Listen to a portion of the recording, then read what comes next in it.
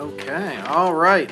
We're going to call the Royal Oak City Commission meeting for April 9th, 2018 to order. We're going to start with an invocation given by Mayor Pro Tem Douglas, followed by the Pledge of Allegiance. Please stand.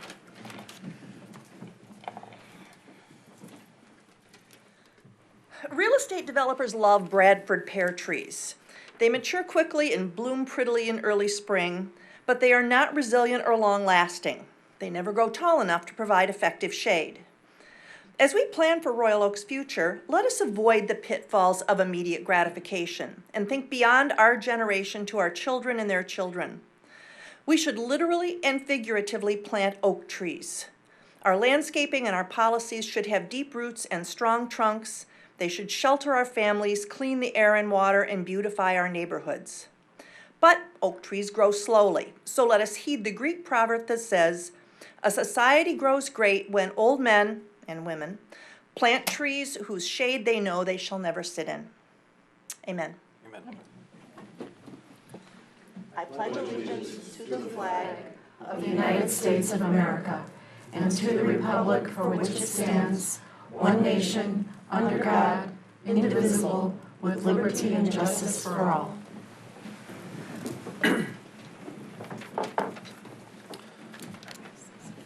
All right, that brings us to item number 4 on our agenda, presentation of check to the Ancient Order of Hibernians, O'Brien Division. Ms. Davids. Hello, Mayor and Commissioners. As you probably know, we've started doing some T-shirt fundraising as a way to get our brand out to the public, to raise money for our favorite charities, and not having to stock any inventory. That's the best part about doing it. So this year we've done 2 so far, and I'd like to present a check tonight to the Hibernians. I have Jo Dare here. I'm so happy to finally meet her. We have $834. We sold 81 shirts and in a week, and that money will go to the St. Patrick's Day Parade. And I want to thank I want to thank all of you, and in particular Judy, for this. And I'm speaking on behalf of the Hibernians, wonderful gentlemen, great citizens here in Royal Oak, and we want to thank you very much. And want to say that without the DDA and the help of the wonderful people of the city, including Judy and Sergeant Stanton, we couldn't have done it. Thank you. It shouldn't be the Oakland County St. Patrick's Day. It really, really is the Royal Oak. Thank you so much.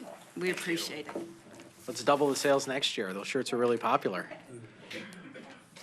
And I think I'm number 5 as well. Yes. Item number 5, presentation of check to the Police Department Donation Fund. We also did, as hopefully residents know, this is the 100th year anniversary of the Royal Oak Police Department, so we did a 4-week campaign for them, and I'm really pleased that we raised $3,200, more than $3,200, and we sold 280 shirts. So this goes to Chief O'Donoghue. Thank you. And I want to thank Judy. Those were very nice. We sold a ton of them. And Judy, you want to talk about our 5K coming up? Oh, yes. You'll sell it better than me. Yes. So just so everybody knows, we do have another community event to celebrate the 100th anniversary of the police department, and that's a 5K walk run. It's June 2nd. It starts at 8 o'clock in the morning. I know that's really early. There's 3 events. There's a 5K walk run. There's a 1.5 mile challenge where you can see if you can run as fast as our police officers are expected to run. And then there's a Chase the Chief for kids 12 and under, and that's about a half mile. And I know this guy's been practicing, so see if he's hoping to beat the 12-year-olds. 12 and older participate 12 in that and as under. Well? Oh, 12 and under. Just 12 and under. No, he can't race you here. We know who won that race. Thank you. All right, that brings us to item number 6 on the agenda, public comment. Just a few remarks before we start. The City Commission does value and rely upon the input of our fellow citizens to make decisions. Now's the time set aside for the public to address the City Commission on any city-related issues, both on the agenda and not. There are no public hearings scheduled for this evening, so this will be the only time to address the City Commission. I ask that comments be directed to the City Commission as a whole and not to individual commissioners. If you wish to speak tonight, At public comment, please wait until recognized by me, the mayor, then come up to the podium. For the record, we'll ask you to state your name and address. Be mindful that the city commission wants to hear from everyone who wishes to speak, so comments are limited to 5 minutes or less. There's a timer at the podium there to help you keep track of your time. If you don't wish to speak tonight, no worries. Never hesitate at all to reach out to us via email or telephone, however you prefer, with your comments, questions, etc. Please note that the City Commission won't respond directly to questions during public comment. However, we are taking notes and will address those questions when the agenda item is discussed. Or if we'll refer to the proper city department if the matter is not scheduled for discussion tonight. Our city manager is also taking notes. I keep an eye on him. He's not playing Minesweep. He's legitimately taking notes. So, and he does look into matters if there are questions that do pop up. So with that, who's first? Yes, sir.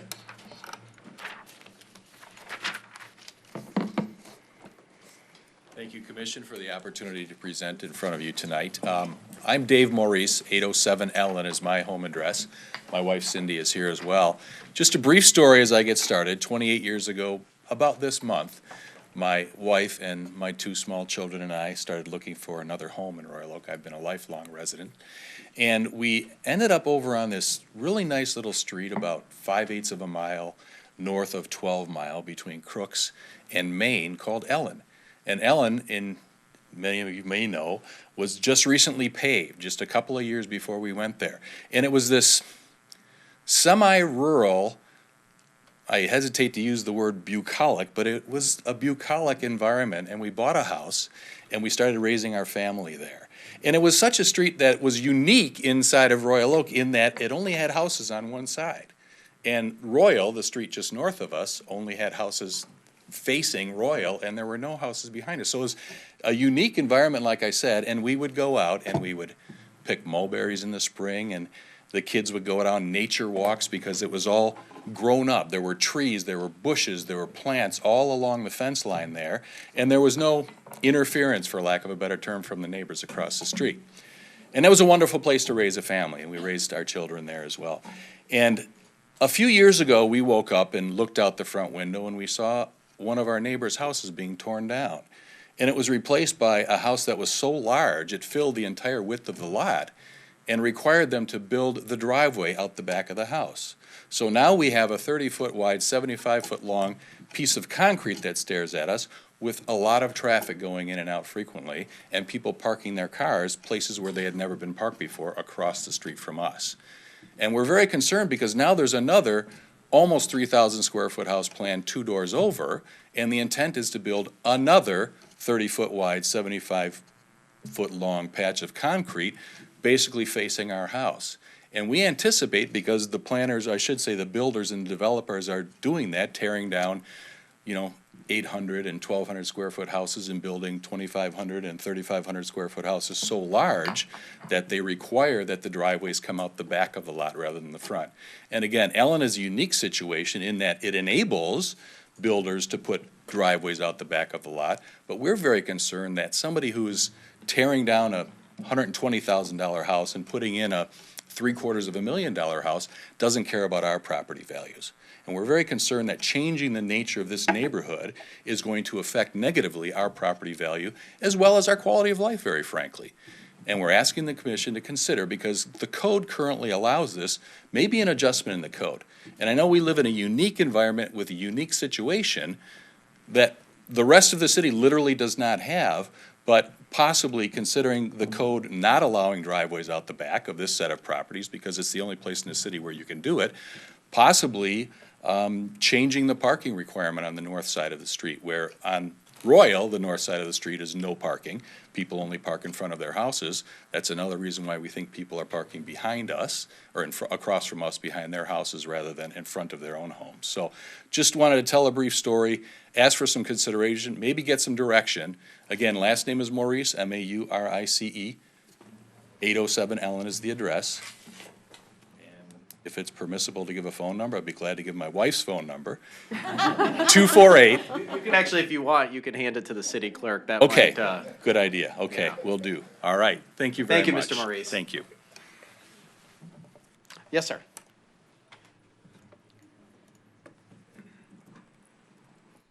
My name is Jim Tooman, 139 Amelia, Royal Oak. Been a resident here for over 30 years. I'm also a global youth speaker, one of the original youth speakers in the country. I've spoken to over 2 million students in 2,000 schools in every state and 11 foreign countries. And my particular topic is teen suicide. Teen suicide now has become the #1 killer of kids, above opioids, above car accidents. And my phone rings off the hook now, and I'm 76 years old, and I still deal with issues. And a lot of my phone calls come from the Royal Oak area. Recently, in a neighboring town, a 6-year-old just took her life this week. She climbed in the family car. She pulled down the garage door down because she was being picked on at school. She came home and told her mom and dad. Her mom and dad said, "Don't pretend to be sick. This happened when we were in school." And they denied her feelings, and they kept denying. She was a latchkey kid for a couple of minutes. And when her mom thought she was out in the back playing, she left a note, climbed in the garage in the family car, started the car, the garage door was shut, and consequently lost her life. Now, suicide is epidemic, and we're a reaction-based culture. And until it's in your face, or until it approaches you personally, you're not going to really respond to this. But when I first got started, I was chastised. In the first probably 20 years of my work, I was chastised for talking about suicide. It was a taboo topic. And because of that, thousands of kids never got an opportunity to get, insight. Thousands of parents never got an opportunity to dialogue, and we lost a lot of kids during that time. It is probably my deepest regret in the work that I have done to know that that happened. And I'm on a mission now to make sure that at least people know that it can happen.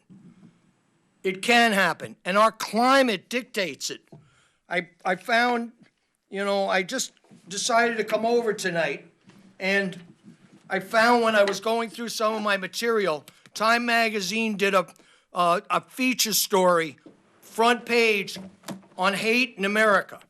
That's the climate that we're experiencing. That's what kids are telling me all the time.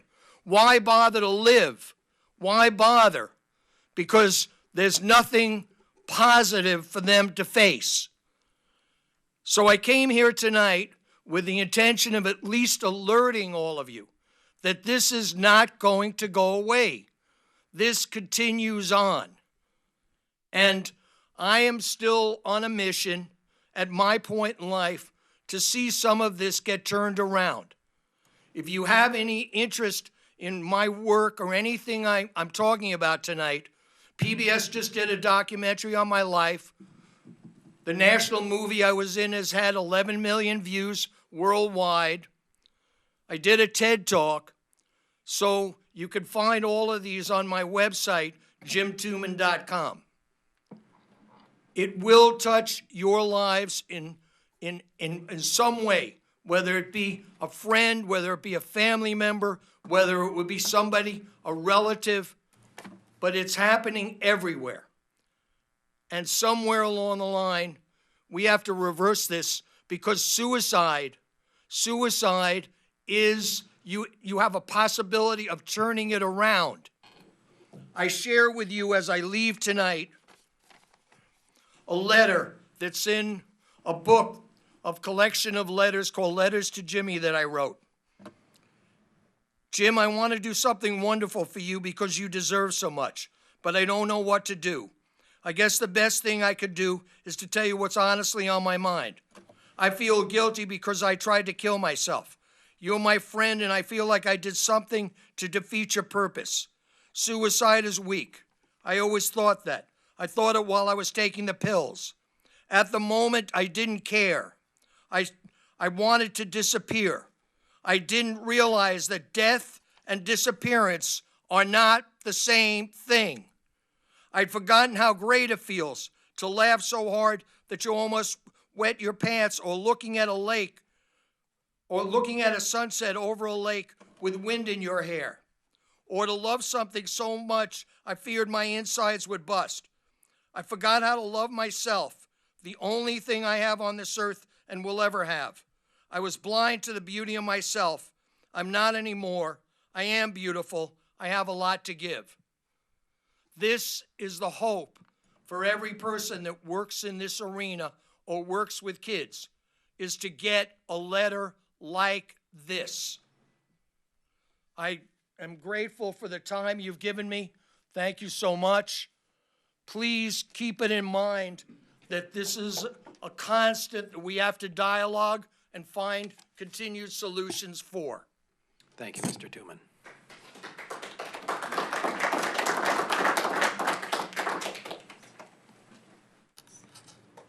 All right. Mr. Harrison.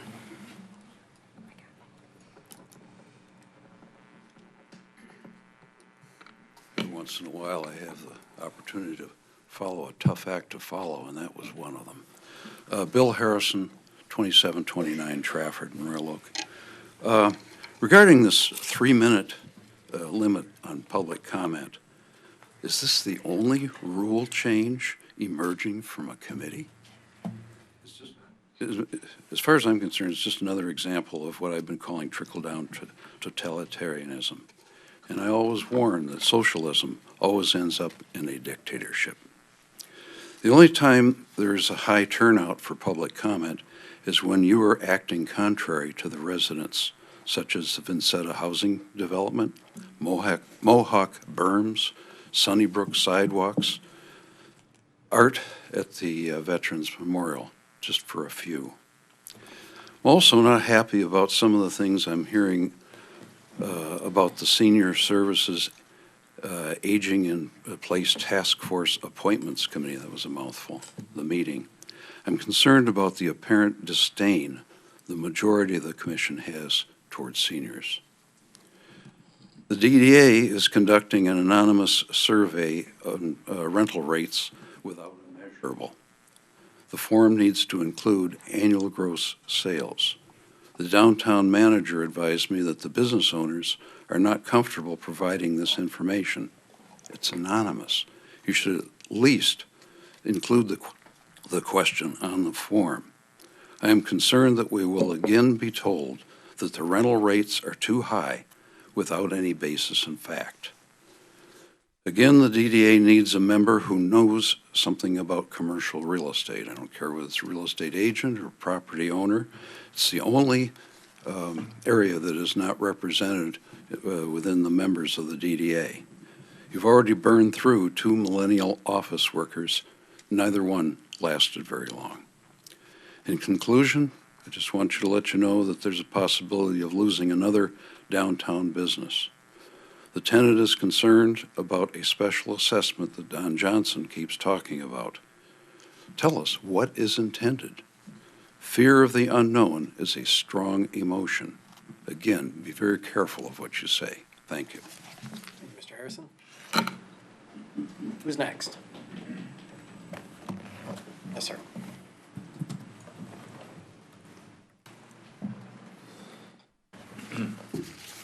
Hi, my name is Tony Snow. I live at 343 West Harrison Avenue, Royal Oak, Michigan. I'm commenting on the agenda number 8M, as in Mary. We have, that's the Harrison development. Excuse me. And the developers there have been very gracious. We met with Albert and Ruben and, or Gabe, last name is Ruben. I think I had opposed this development in the beginning, but I think with that working together and looking at their progress and the way that building looks, I'm really in favor of this building now. I think it's going to be a very nice addition to South Washington. I think the adding of the small little snippets of retail in the front is going to be really kind of cool. And I just wanted to let you know that I support it now, and it's been working together with the developer, so I just want to let you know that. Thank you, All Mr. right, Snow. thank you. Yes, sir.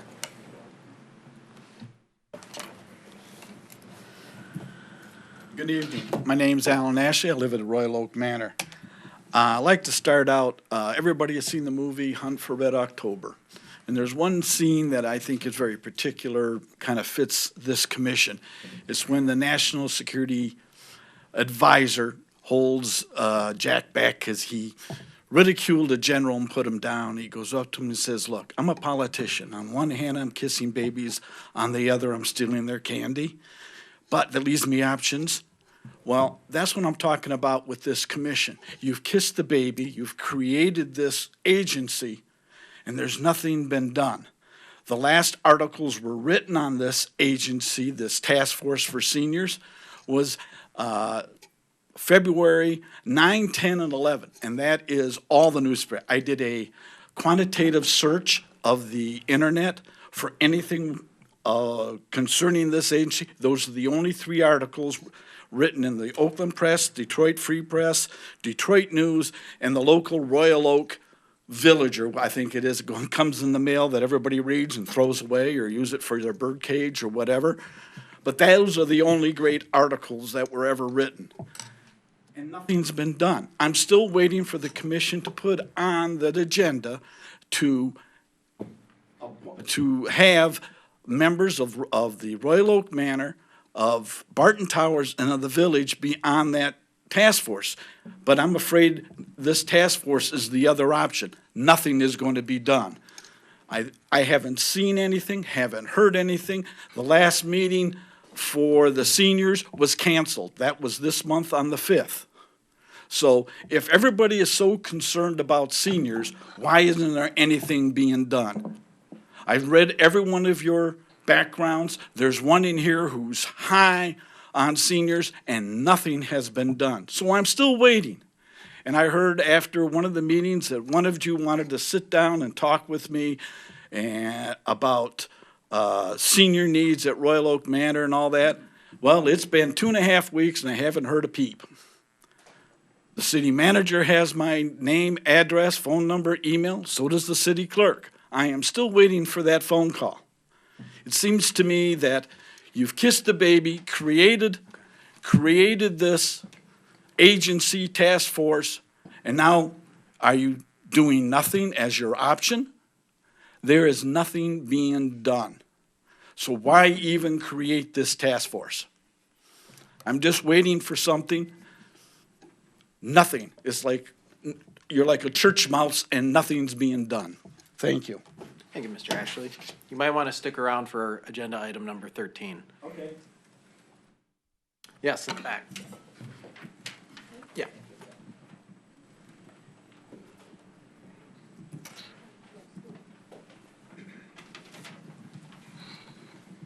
Janice Wagman, 600 Wellesley.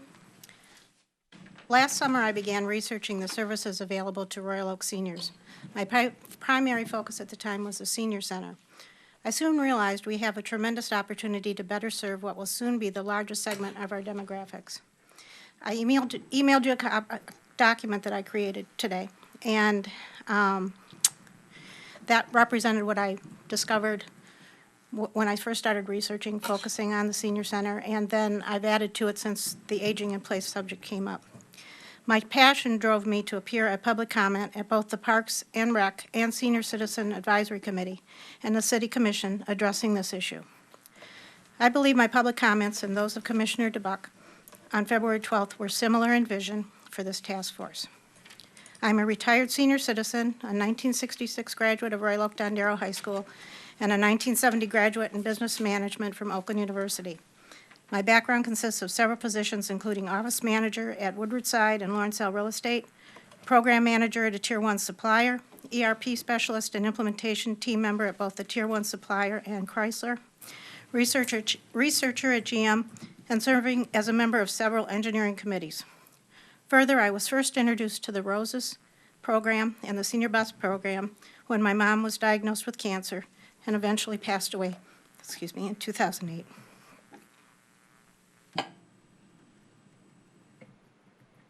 She had several accessories installed to enable her to age in place in her home, where I now live and have the benefit of using. Those two services made a tremendous impact on her ability to live independently. Consequently, I am happy to be nominated to serve on the new task force and look forward to being a part of a team dedicated to making a positive impact on the lives of seniors in our community. Thank you. See a hand in the back. Yes. Mrs. Harrison?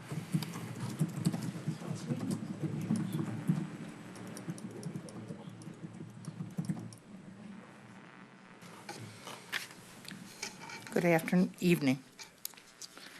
Laura Harrison, 2729 Trafford Road. Several years ago, a small group of residents and downtown business owners formed a casual group. We try to meet once a month for lunch and discussions. Once a year, we have a Christmas party. It is also a reunion time with people attending that have retired and are enjoying the good life. The name of our group is the OB Group. I am the designated secretary and party arranger, with a couple other people helping. Tonight, I am here to make an announcement. For the past few years, all of our guests at the Christmas party brought unwrapped toys, which we donated. Last year, we decided to go in a different direction. Several people had mentioned to me the rather ignored small parks in our city, ones that mostly contain worn-out play equipment, and I'm talking worn out. We decided to shift our focus. I am working on one park right now with Mr. Rassel to get work on this year. And I've already targeted park number 2 for next year. We are not rolling in the bucks, but we feel that each small step that we take becomes giant steps.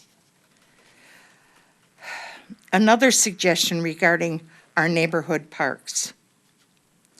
6 years ago, I lost a good friend and neighbor violently, Nancy Daly. We both live in Woodwardside subdivision. Our sub wanted to do something special in memory of Nancy. There is a small slice of public land at the corner of Essex and Bembridge that the sub has adopted with the city's permission and turned it into a memory garden. We care for it, and it also is used for our subdivision gatherings like our ice cream socials and our movie nights. I would suggest that some of the residents in this city who live near parks select one and make it a project. Clean the park up, spiff it up, make it your park. Get the kids in there and get their hands dirty. Teach them how to dig holes and dig up weeds. They'll never go away. Arrangements can be made with the Parks Department to pick up the bags of trash. March and April should be Make a Park Pretty month in this city. We've got over 50 parks. 20 years ago, there was also a downtown cleanup day. Business owners, including my husband, should take care of their own sidewalks. They all got out there, we dug around, we cleaned up everything. It was quite a day. We used to have a great time. I was told I'm too old to sit at a table and make decisions to help solve some of the senior issues in this city. But even with 2 arthritic knees that slow me down in my walking, I can still garden. Thank you, Ms. Harrison. Who's next? Yes, in the back.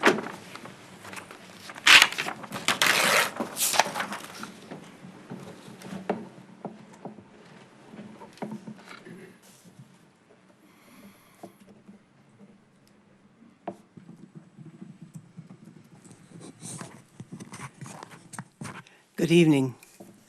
I'm Dr. Wallace Anderson, 404 Mount Vernon Boulevard. And I'm here to talk about governance. On March 28th, I attended the Appointments Committee meeting as I had applied to be on the Seniors Task Force. From what was said, clearly there were several well-qualified candidates for the 5 positions. During the discussion of the applicants, the Mayor Pro Tem, who was chairing the committee, raised the concern that I and another candidate spoke at the commission meetings, often negatively, not in support of the commission.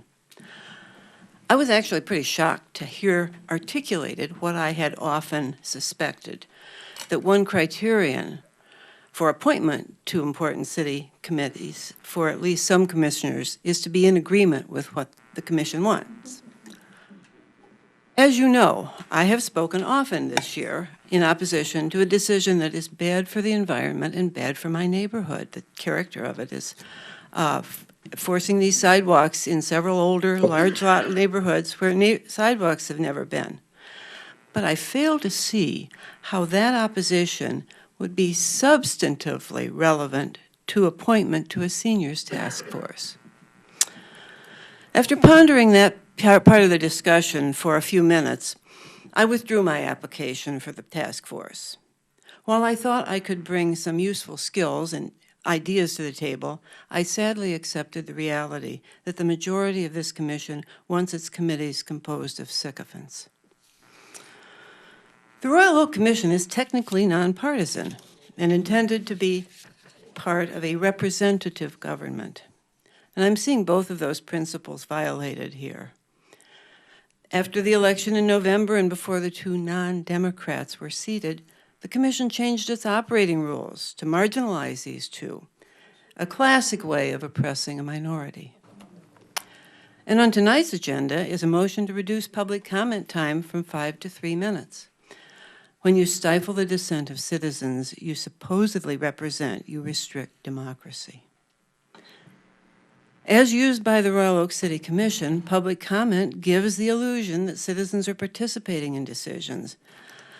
But in the main, these comments seem to be endured, but not respected by many on the commission. Much of the same participatory illusion accompanies the horribly expensive and disruptive city center project. Something that costly should have been taken to the voters. Thank you, Dr. Anderson. Who's next? Mr. Wolf.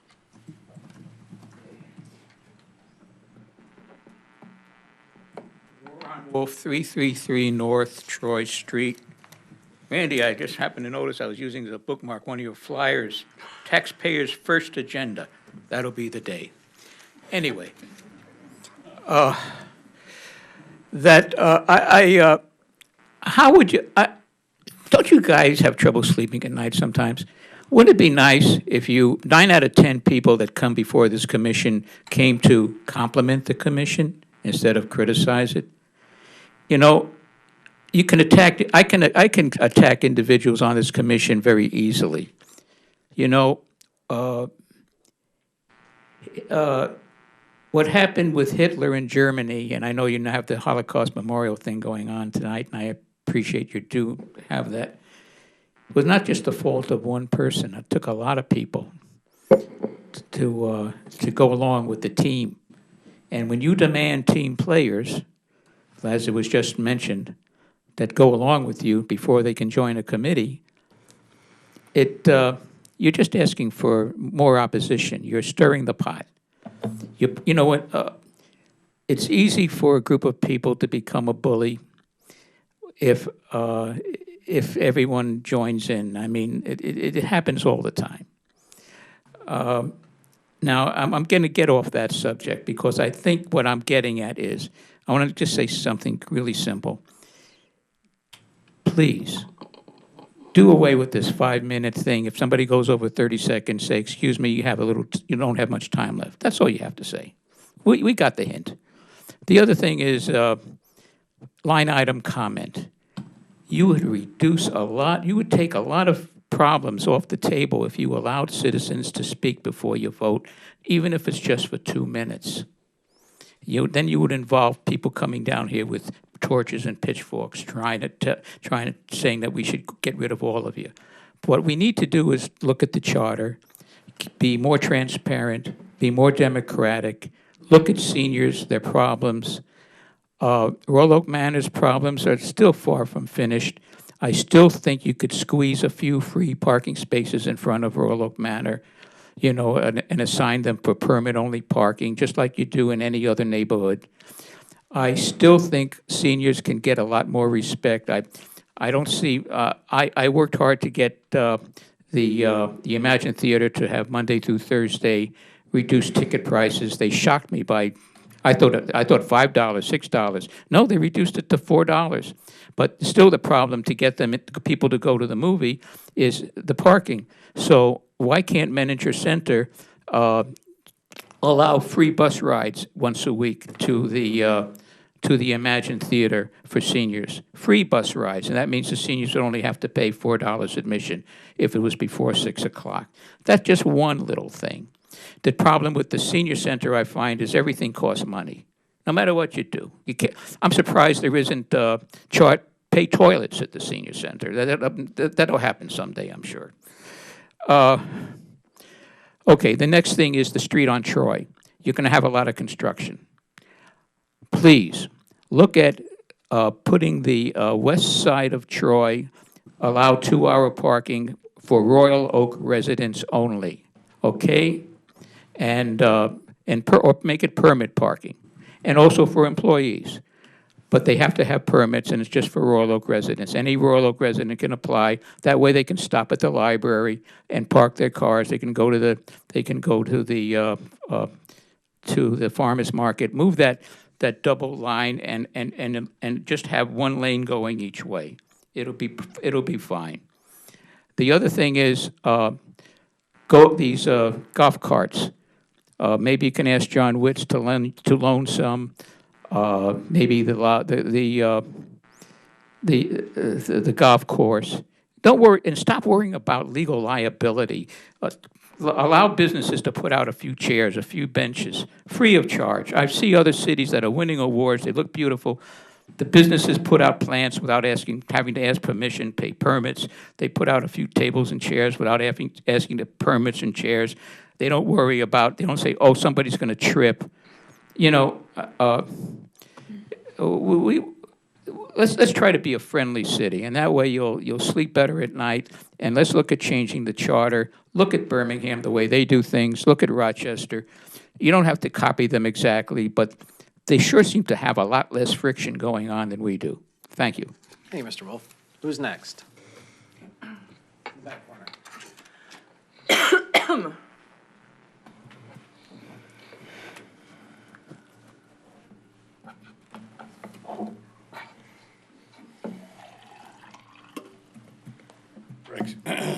Greg Stanilaicho, 617 Dewey.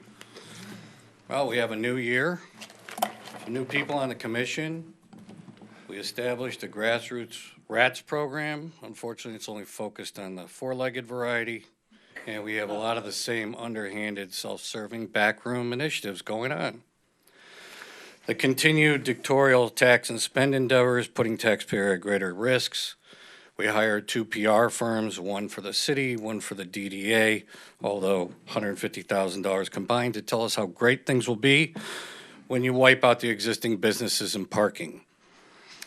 There's no parking issue. We got plenty of parking. Really? Well, then why are there 2 DDA stickers in the Williams lot every night during the week until 11 or 12 at night? But none of you would know that because you don't work down here and you don't live down here.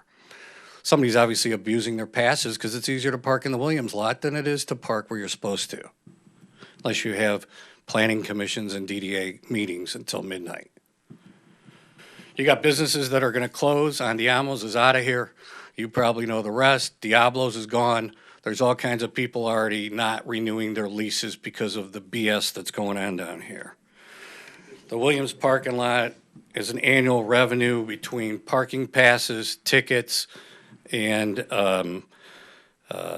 meter coin of about $400,000 to $500,000 a year. Do your own math, check your own stuff. It's the largest revenue producing lot you have.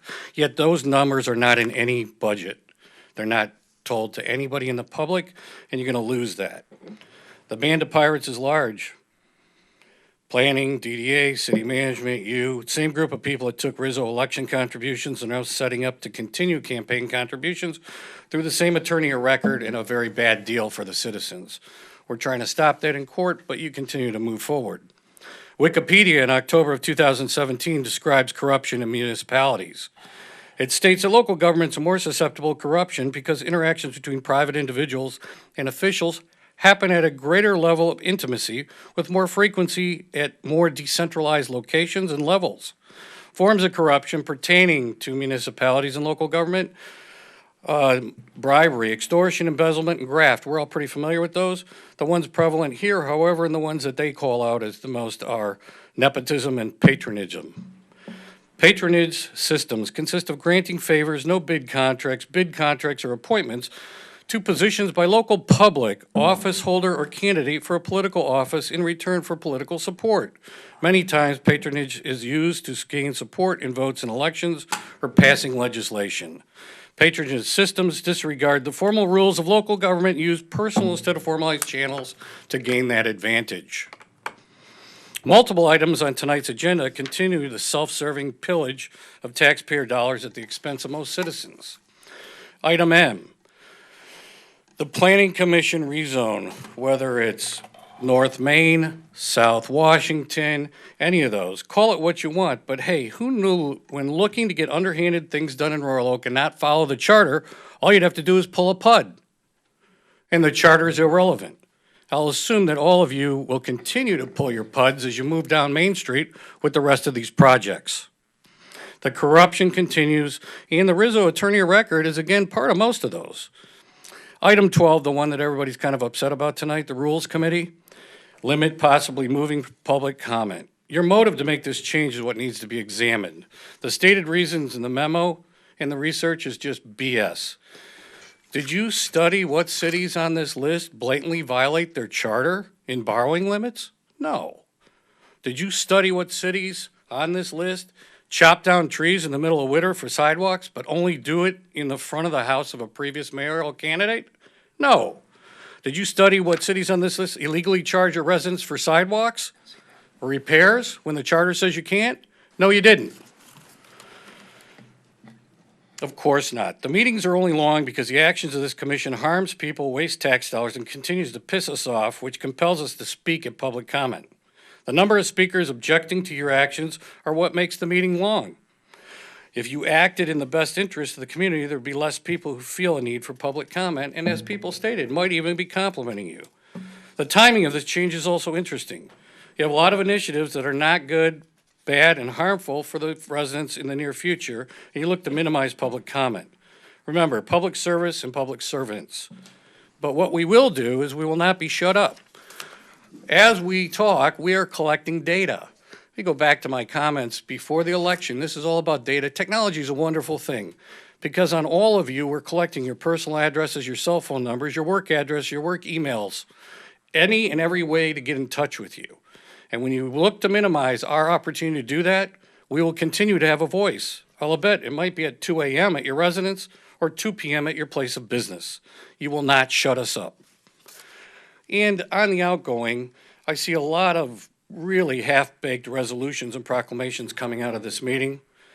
You should be pretty familiar with most of those. I think we need a new proclamation to name the city's newest insect, which I think some of you are probably very familiar with. A slug, the spineless, yellow-bellied tax sucker.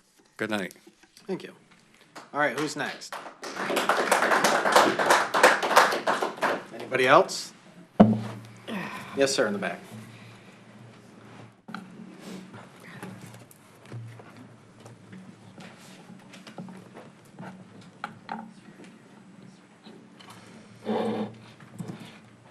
Good evening, Fair Mayor, Honorable Commissioners. Joel Hirshhorn, 4509 Hampton Boulevard. First, I would like to thank you for letting Mr. Tooman go over his 5 minute. That was respectful and it was appreciated. I thank you. I stand here before you this evening regarding two topics, one being the Senior Task Force, the other one being, of course, public comment and length of time. Having attended both of the task force appointment meeting and the first Rules Committee meeting in 3 years, I hope you at least take my comments to what I consider at least a modest heed of my observations. For what they're worth, you decide. Rules Committee. I note that there are no published minutes from this meeting that I could find. Not that significant. It was a very, very brief meeting and only 6 people total were in attendance. I do carry some empathy for you for some of these meetings that all go long and into the wee hours. That being said, I would remind you that the public has little dictation to the topics on the agenda nor to the length of the agenda. Please be mindful that the inspirations that motivate public comment. Please be also mindful not to engage without acknowledging a convenient double standard. My father tried to teach me about convenient double standards, and he may or may have not succeeded. But not long ago, we witnessed many well-orchestrated and roomfuls in this room as motivated by some of you who sit before us. Now, you may be able to justify and rationalize that, and that's fine. But at the same time, we are due our similar turn.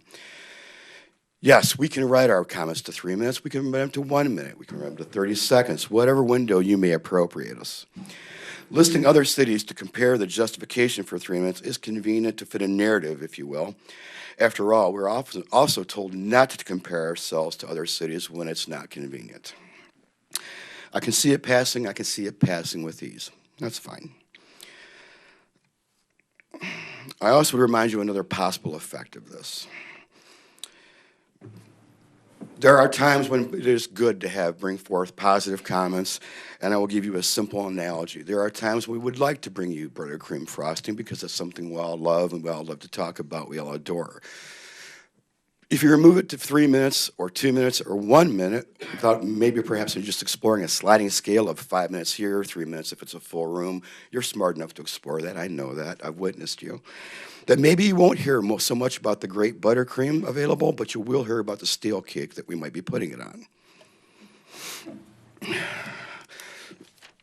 It might be a little snarky, but I think you get the point. Senior Center. Am I the only one that's troubled by the fact that we only have one appointee near or at the age of being a senior citizen on this task force? I won't comment further on what I witnessed at this meeting. It's been covered well, and I feel no need to do any perceived piling on, quite honestly. But I will say I thought we were better than this. I watch appointments, and I marvel quite often at the available yet untapped talent in this city. Do we really want to improve Royal Oak? Well, of course we do. Even when olive branches and roses are held, they carry no weight. It seems to me being in charge is more important than being a leader. They're two different things, ladies and gentlemen. Still, I look for leaders. You've all had brief and shiny moments. I'd like to see more of them. The task force, in my opinion, was the most important one to this date for many of us that are at or near the age of becoming the silver tsunami. I witnessed over 5 people in that room that, regardless of perceived liaisons or associations, would have been epic choices. If it's just those 5 people in the room, Lord knows what was in that file. But the 5 people in that room were outstanding. One of them made the cut. One. It's Royal Oak, folks. It's Royal Oak before politics. I thought we were better than this. It appears sadly that I'm wrong. I know it's not the first time. I know it won't be the last. But this one was a biggie. This basically undermined my personal willingness to ever put my name forward to serve on any task force or committee. It won't undermine my desire to volunteer behind the scenes or come to speak to you again. And with that, I thank you. Mr. Hirschman? I'll remind you that it's not appropriate to clap after public comment. We do have people that may have dissenting opinions, and it discourages public comment from those individuals, so I ask that you be respectful. All right, who's next? Yes, sir. Hi, I'm Mick McGuire, and I'm at 4456 Arlington Street. And last week, I was in Beverly Hills and have no limit. That was extremely painful. People went on for, I think, maybe 20, 30 minutes. I think the 3 minutes is more than adequate to see your point. So I'm just want to support.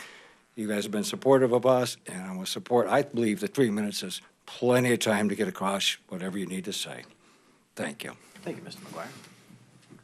Or 32 seconds. Who's next? 3 seconds. Yes, sir.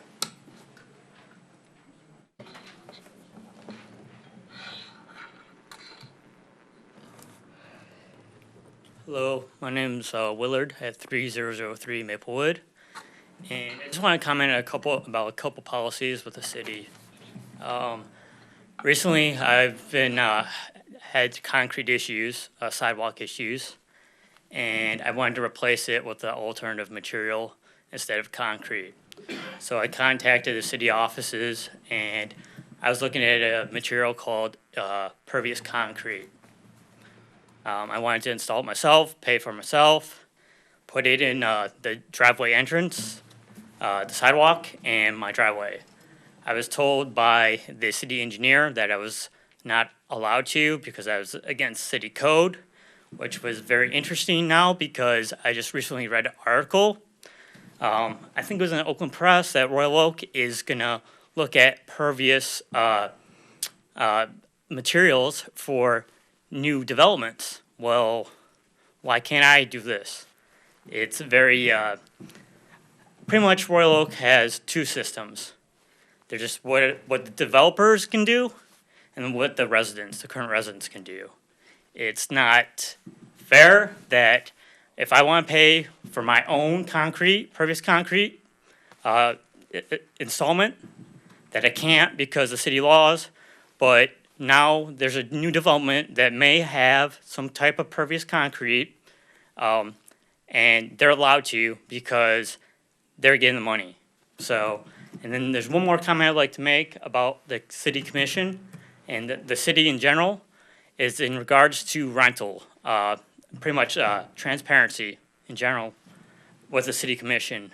Pretty much I've come down here to the building code for a list of all rental properties in Royal Oak. And I've been told by the City of Engineering and Building Code, I'm sorry, I'm nervous, but the Building Code Department that that is not available. Well, if you go into neighboring communities, that's very available to any resident there. And also, for renters, there's an extreme vetting of inspection in neighboring communities. Royal Oak does not have any of those policies in place.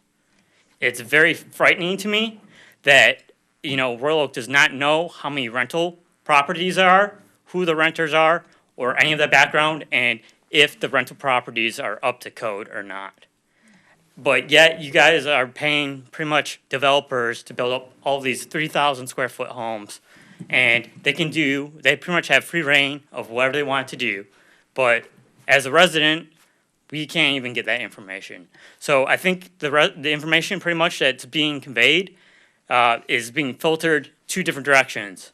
Pretty much the residents have one set of information and developers and personal interests of the commission have another. So that's all I would like to say, and good night. Thank you, Mr. Willard. Who's next? Going once, going twice. All right, we're going to bring the meeting back up here, which brings us to item number 7, approval of agenda. Commissioner Perush. With a second and a third, I would like to ask if I could add just a real quick thing to the agenda. I've had 2 residents contact me about city regulation of short-term rentals like Airbnbs, and I know nothing. And perhaps we could add an item to the agenda just to ask the staff, just to give us some background information in terms of how we do currently regulate that type of thing. If we do, maybe if there are ordinances that need to be tweaked, that's what I would like to add. Okay, we have a motion on the agenda with an addition of a short-term rental Airbnb discussion. Sure. Sure. And support, second that. that by Commissioner But Dubak. there is no third necessary to add something at the table. Necessary at the table. Oh, okay. Just prior to the meeting, if we want something on the agenda. Okay. At the commission table, we can vote on it. Whatever. So we have a motion set by Commissioner Perush, seconded by Commissioner Dubak. Any discussion? With none, I'll call for the vote. All those in favor say aye. Aye. Those opposed? Motion passes. Okay, that brings us to the consent agenda, of which staff has asked that we pull item letter N off to discuss separately.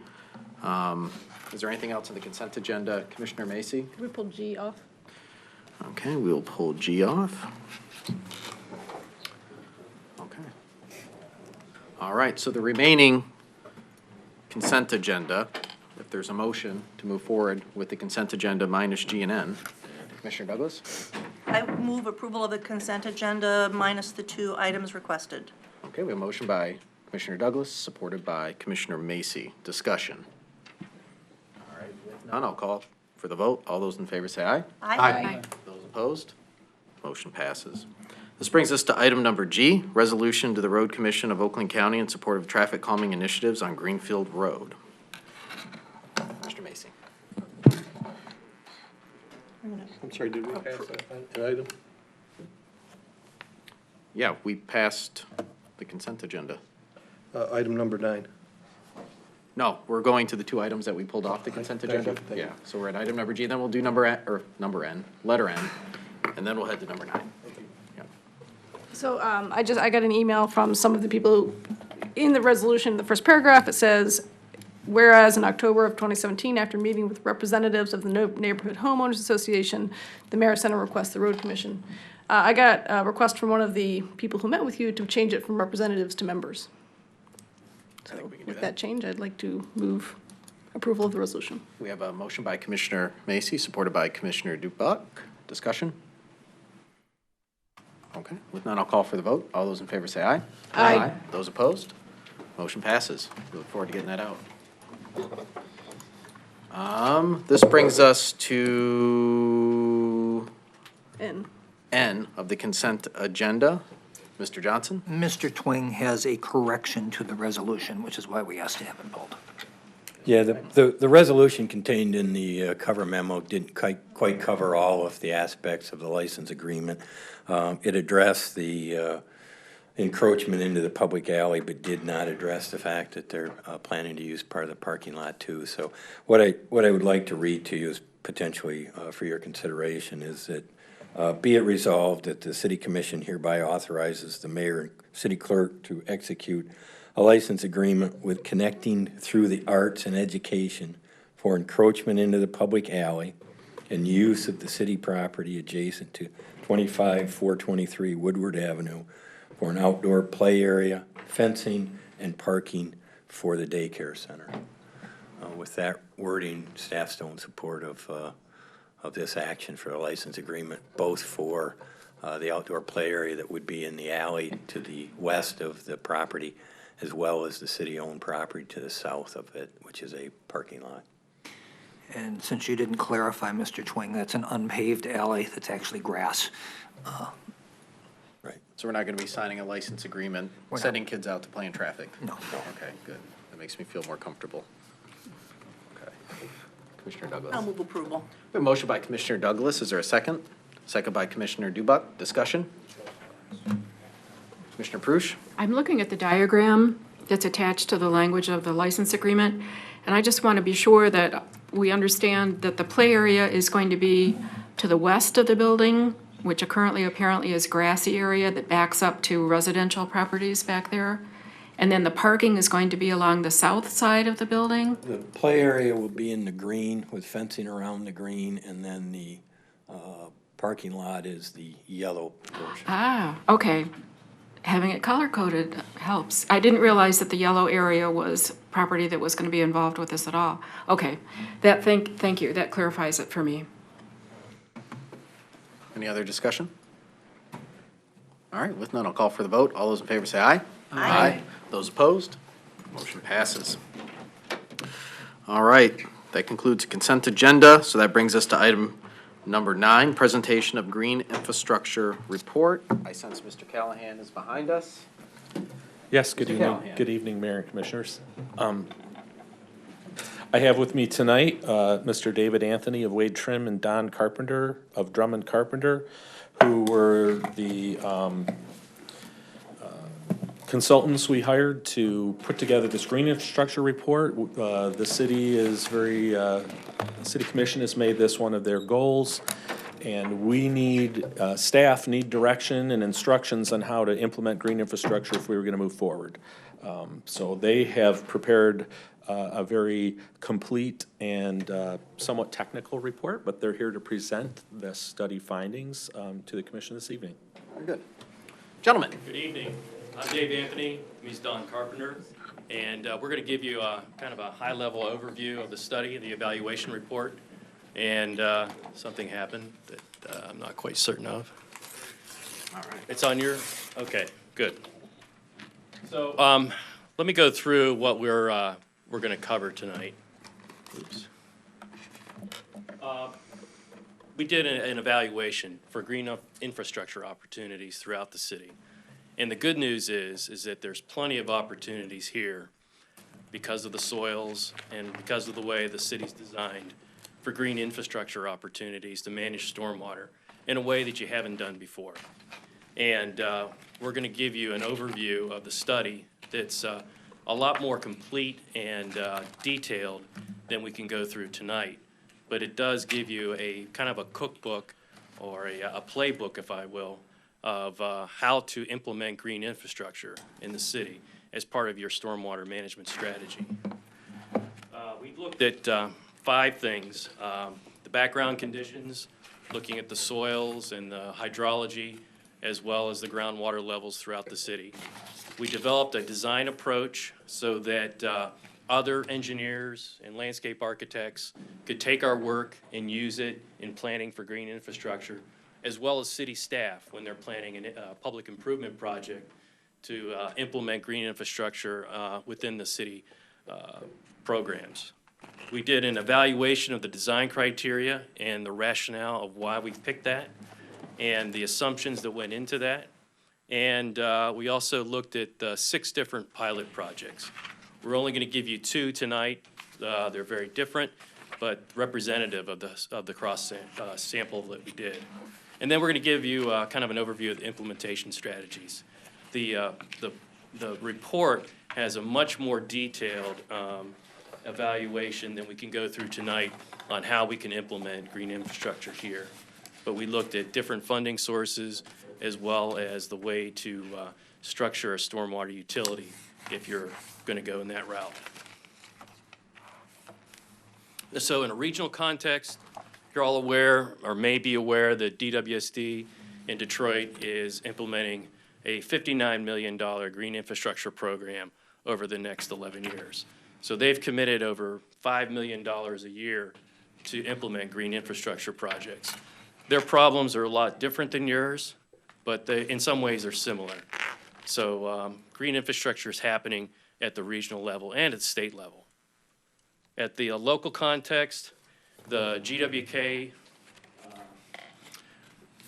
basin that empties into the Red Run has been in evaluation by the Oakland County Water Resource Commissioner to find out what can be done to reduce the amount of CSO overflows. Green infrastructure is part of that strategy. And so as Royal Oak is part of that watershed, it's going to be incumbent upon all of the local municipalities to start looking at green infrastructure. So what you're doing is a proactive approach to fitting into the regional context and the local context of what's happening with stormwater management. So with that, I'm going to turn it over to Don, and he's going to talk a little bit more about the details of the background evaluation and the design storms. Thanks, Dave. I just wanted to quickly say one thing, a personal note, I guess, is that I grew up in Huntington Woods. Used to ride my bike in the 70s to downtown Royal Oak to get ice cream.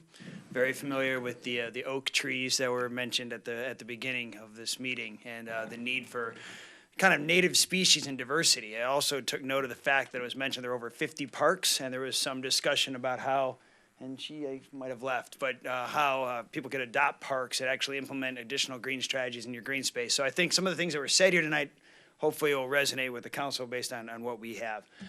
Some of these things are really technically focused. We're not going to spend a lot of time on it, but effectively what this slide is showing you, you're going to have a reference to it. You have the Matt report, is that there's various soil conditions around your city. There's areas that are very sandy that have really good opportunities for infiltration, and there are areas that are more fill, more urban, that are a little bit more difficult for infiltration. Whether you're going to use green stormwater infrastructure, so green infrastructure, what that really is using Mother Nature to clean up the runoff that comes off of our streets and our impervious surfaces. So we're just trying to do things the way Mother Nature intended, but using landscape architecture and engineering approaches for it. Okay? So what we're looking for is opportunities to get that water into the ground instead of running it straight off into the GWK. Is there a delay? Yeah, just a slight, there you go. Quite a long delay, actually. Make sure I get that right. All right, so we had just talked about, we're looking at infiltration-based practices. Those are some of the most effective ones. If you have things that are capture-based practices, which basically means you can't use the soil to get that water into the ground, the price tag goes way up. That's kind of the summary there. Yeah, one of the things that we found, or I guess when we walked into this project, we were assuming that it was going to be like a lot of the other areas we work in Michigan, where you have a sand layer and then a hard pan layer. So there's very little infiltration.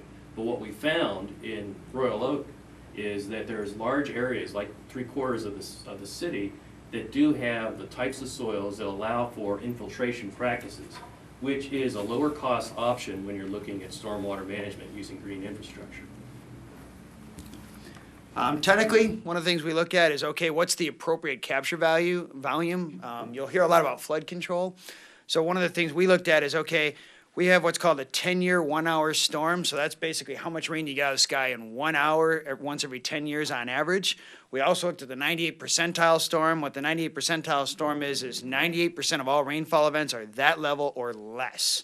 Okay? And what we found is that both those are basically 1.7 inches. So if we are capturing and designing for 1.7 inches of rain, we're really capturing the flashy peak flow events that cause some of the street flooding, and we're also capturing and treating 98% of all the rainfall that comes out of the sky.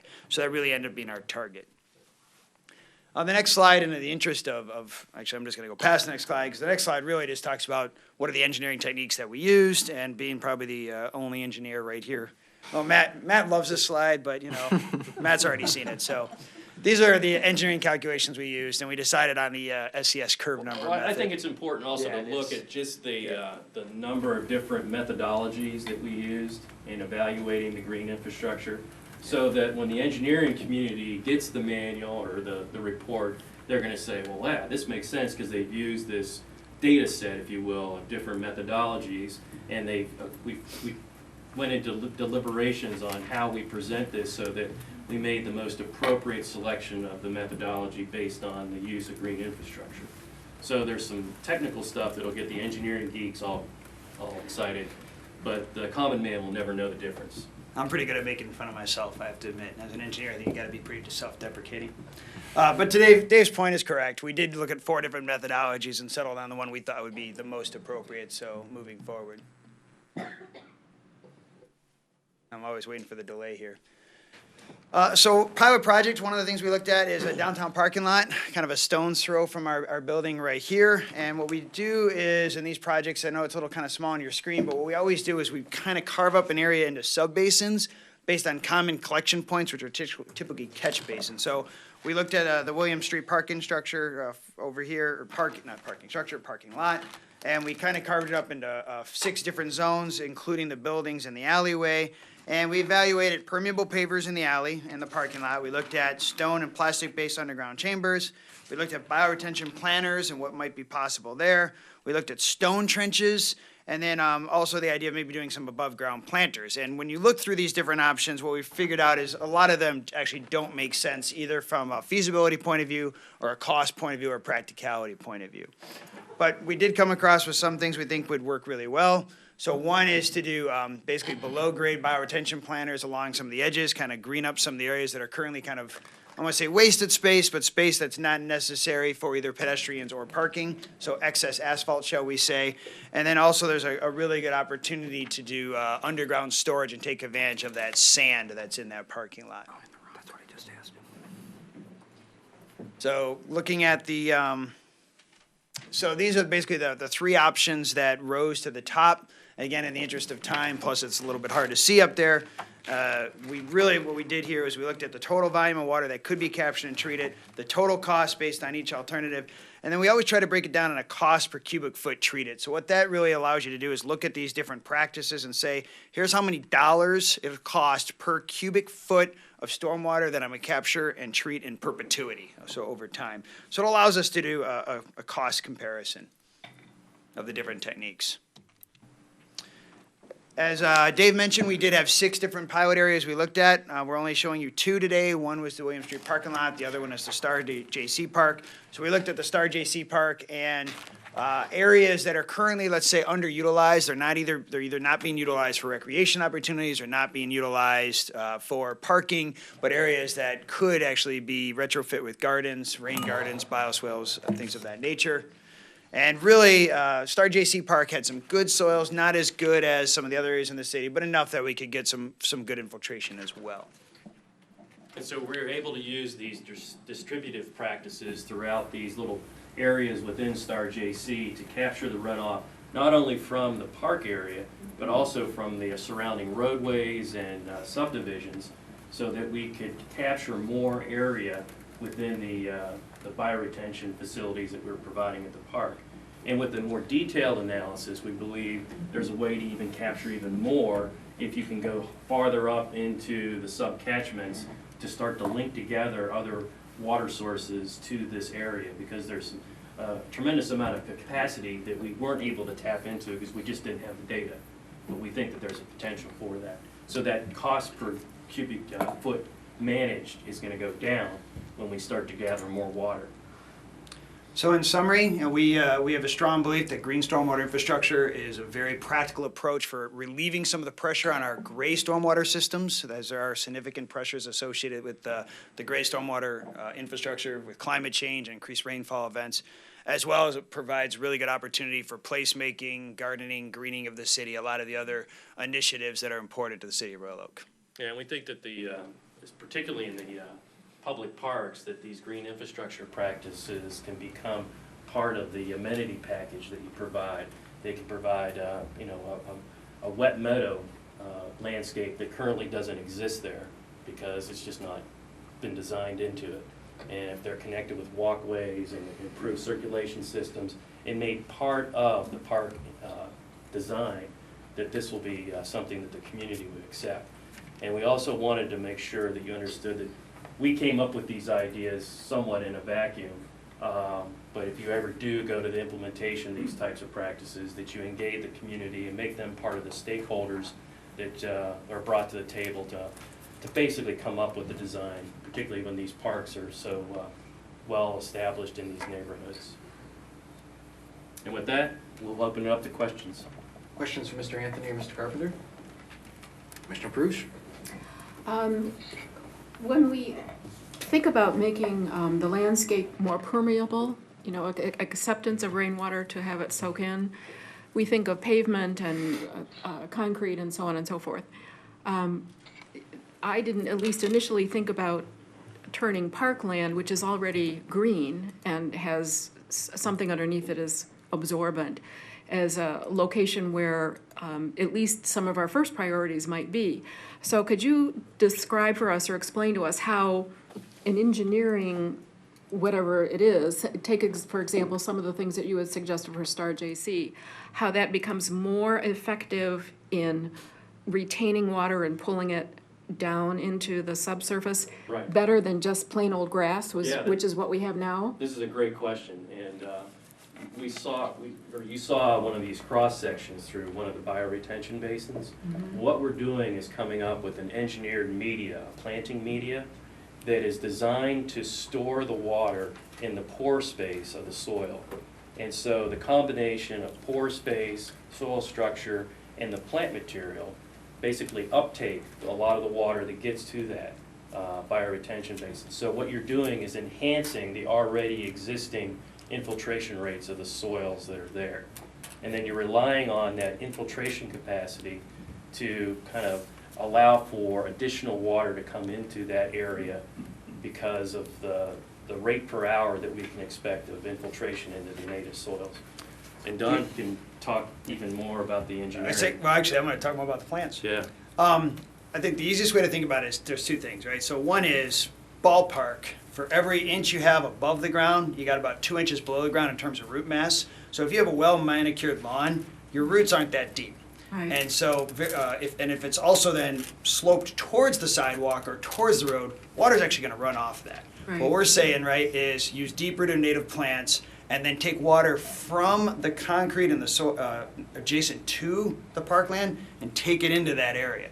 So you're kind of reversing the hydrology. Instead of water running off of the grass onto the concrete into the gutter, you're taking water from the gutter, putting it into this native bioswale zone, which is ready to then receive that water. Yeah, the best way to visualize it is think of it as a sponge.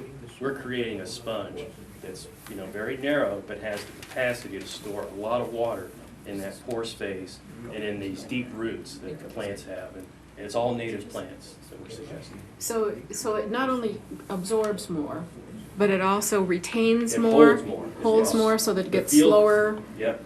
into the system, and also the sloping of just pulls more in than a flat surface. Right. And clearly, if it's sloped this way instead of toward the street, it goes into the ground as depressional opposed to into the concrete sewers. That's correct. Okay, all right, that's good enough for now. Thank you. Commissioner Dubuck. Thanks for this. It's really exciting that we're moving forward on some legitimate green infrastructure concepts. So a couple questions. Does the report, is there a number that we can say how much in a given year of rainfall are we absorbing? Is there a number here? Can we estimate that number? It's in the executive summary. With these, and this is conservative, over 2 million gallons of stormwater can be removed from the system with just what we came up with on 6 sites. So we can feasibly use this information to create a plan saying every 3 years we want X amount or percentage reduction of what's going into our sewer system. Correct. And we can put a dollar value on that reduction of flow into the sewer system. Yes. Yes. As a matter of fact, a lot of the communities that we work with that are in consent decrees with the EPA have a specific volume attached to their consent decree that they have to remove. They have to spend dollars to remove it. And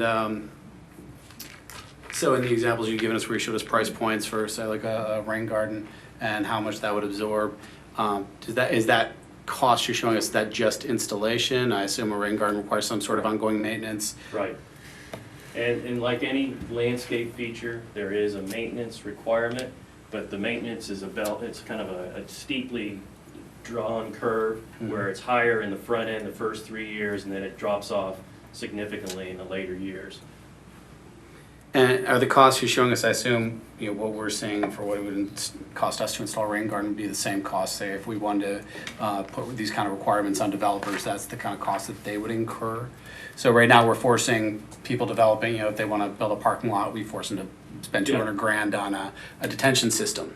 Yeah. And we could say, well, we could look at these price points for what a rain garden that absorbs X amount is, and say if you build this much square footage of rain garden, you're going to absorb 50% of the runoff from that site and save yourself 100 grand. Correct. You can do an exchange. Yep, this amount of money on green would save you this amount of money on gray. Okay. So then this could be used to inform our ongoing conversations about updating our ordinance and the kind of restrictions that we want to put on new developments, which is awesome, which is exactly what we've been looking for. Thank you. I think that's all I've got for now. Thank you. Commissioner Macy. My main question on this is, having looked through all this, and we have the summaries for each one on the price points. What do you consider to be the low hanging fruit? Like, if you were going to pick the ones that we should do first, what would you pinpoint? Well, I honestly think that the park areas are the very easiest to do, as long as they're done in a thoughtful way, that they don't diminish the recreational value of the park. And I believe that that can be done because we visited a lot of the parks in the city, and there's just a lot of open space that isn't utilized in a meaningful way that could be part of this network of distributive stormwater practices. At what we call at-grade bioretention or at-grade rain gardens are going to be the cheapest price point. Yeah. No matter what. That's the cheapest And way with to the go. soils that you have, that can be very cost effective because you have such good infiltration rates. What I look for a lot as an engineer who works with a lot of like redevelopment communities or downtown communities is I look for retrofit opportunities. When something is at its serviceable life, a parking lot, for example, why throw just another layer of asphalt on it? Let's look at the ordinances, let's look at the codes, let's look at the way when we're spending money to redevelop it anyway, that we might get smart about how we lay it out, remove some of that asphalt. This is it's been done by Southfield, Sterling Heights, a variety of Southeast Michigan communities where they just get a little bit smarter about their parking ordinances and they don't take out good infrastructure, but when it's at its serviceable life, that's when you want to retrofit it and implement it. And you've actually done some of that at Royal Oak already. Right. And I think there's great opportunities when you're doing it in the parks to provide a public education opportunity so that you start to explain the hydrologic cycle that's happening here, what you're doing and why you're doing it, and even getting the schools involved in the monitoring of the bioretention basins, and like how much water are we capturing in the spring and how much are we capturing in the winter, different times of the year, and having actual measurements done by the students as part of their educational program, because that's what they're going to be learning in the years to come at college. You are speaking my language. I was thinking exactly about my kids' school. But I was going to follow up on what you were saying about, so you said that, I guess my question is, was there anything special? You said you looked at all these parks and you chose these three kind of at random, it sounded like. And I think you're exactly right. We should be doing this as we redo pieces of our city rather than pulling things up that are working and starting over. What made you choose these? I think, two things. So one is it was not random, right? We collaborated with Matt and the city for the sites we looked at.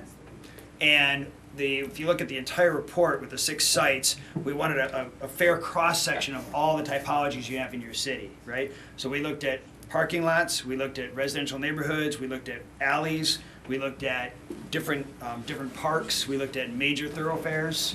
So we actually evaluated 6 different typologies. And the concept is that by doing that, now they can be cut and pasted onto other parts of the city. Yeah, one of the things we wanted to try to make this report is immediately transferable to city staff and the development community, because you're going to be doing this on an ongoing basis, and we don't want this to sit on a shelf gathering dust. We want it to be something that you can utilize.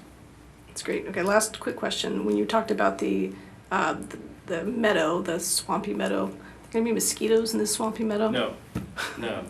If it doesn't drain down in 3 days, it's not designed right, and that's what you need to have, is standing water for longer than 3 days.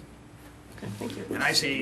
And I would say 24 hours. I like my rain gardens a little drier, so I design them to drain in 24 hours. And it actually takes about 5 days for mosquitoes to breed. You actually, in urban areas, you get a lot more mosquitoes from bird baths, plunge gutters, catch basins. There's actually a lot more mosquito breeding that happens in kind of everyday home infrastructure that happen. Gutters is a big one. Yeah.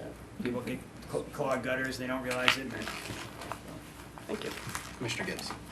I have a question on the timeline on this. Like, you have a great proposition here, a great plan. I live on the west side of the city, which is clay.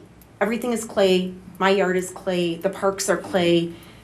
Water doesn't do anything but sit on top. So in implementing the native grasses and the native plants, I hate to sound like I'm looking for an instant turnaround, but what's the turnaround time to start seeing results? You actually can see results quite quickly. Yeah. So one of the misnomers is that water doesn't go through clay.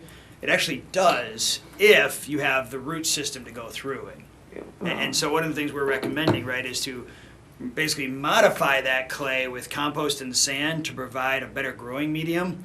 And then, yes, it'll take, a couple years for that deep-rooted native plants to get down there, but it will start penetrating that clay. I'll give you my address, and I'll be more than happy to have you at my house. Well, now you have a manual, you can pretty much. Yeah, there we go. Well, I still need to dig all of that up myself, and that probably isn't going to happen. Rototiller. Well. Any other questions? Mr. Johnson? Could I ask you to go a little bit beyond this report and maybe make a couple comments about the demonstration site at Lawrence Tech? Sure, what would you like to know, City Manager? What you've got there and how well it's working. Sure. So what the city manager is referring to is I also have a 20-year history at Lawrence Technological University as a professor. And probably about 10 years ago or so, we actually received a grant from the Herb Family Foundation, who's actually now headquartered here in Royal Oak, to put together a demonstration site with a tour. And so we have a low-impact development or green infrastructure walking tour on campus. It has permeable pavers, porous pavement. It has bioswales, multiple rain gardens, a green roof.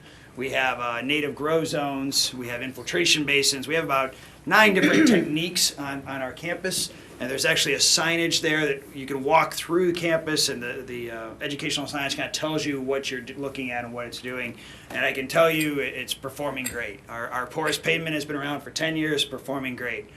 Green roof's been around for 15 years, performing wonderfully. So we've had, we do have a dedicated maintenance staff. I won't want to pretend these things are 100% maintenance free, because they do require some maintenance.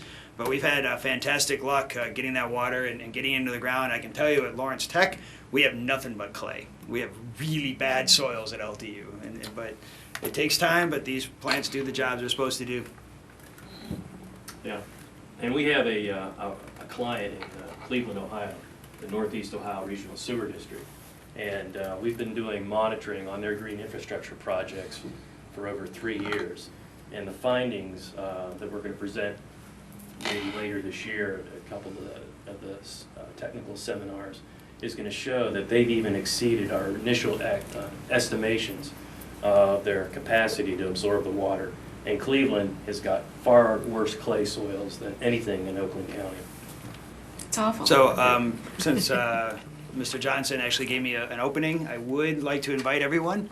Pure Oakland Water, which is a nonprofit environmental education advocacy group, the Oakland County Water Resource Commissioner's Office, and Lawrence Technological University host an annual water summit every October. We get about 250 professionals and citizens that come to that. It's an open forum. So we'll definitely make sure we send out the information to the city of Royal Oak, and I know members of your community have attended that in the past, but we're on our 6th annual event, and it turns out really well every year, so thank you. Matt, would you kind of run down where we've already got bioswales? Sure. Eagle Plaza. Everyone's familiar with Eagle Plaza. Up at the Soccer Dome off of Lexington, we have one in the parking lot when we redid the parking lot last summer. We built a fairly large one in the median of Vincetta, just west of Main Street. There were some serious surface flooding issues there that we think that we've done a pretty good job of handling. We also have 6 of them down Main Street in biocells, so we had to build a concrete wall around them, and we call them a cell instead of a bioswale or a rain garden, but they all function the same way. And then down 4th Street, we have several that one large one that we've built already and several more that we'll be building this summer. Any additional questions? Commissioner Douglas. Just a comment. I think our city staff does a very bad job of honking their own horn, and they should be better at it. Because many of us at the commission table, many of our citizens are very keenly interested in green infrastructure, in sustainable solutions. And I mean, this report has been percolating, I like that. We've got our other stormwater report that's been coming along. Mr. Callahan just described a number of projects that we've already implemented here in Royal Oak.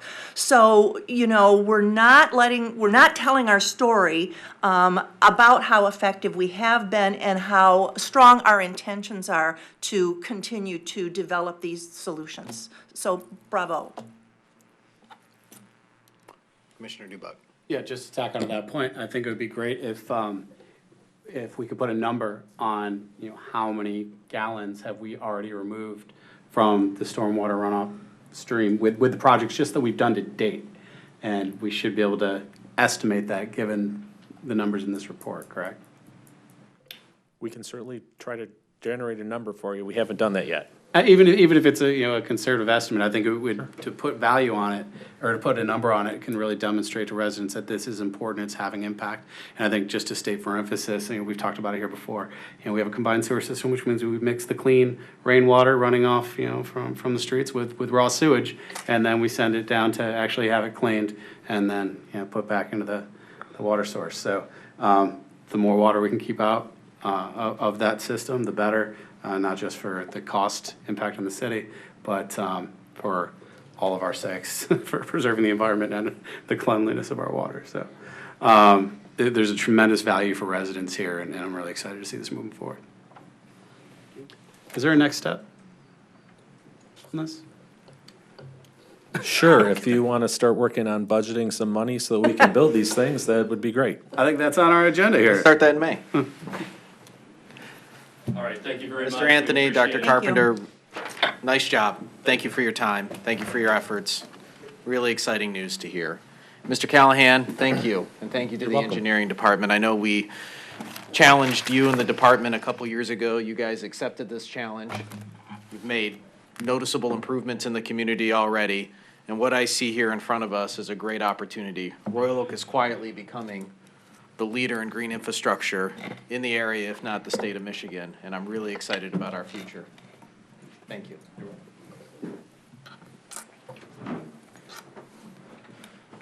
Okay.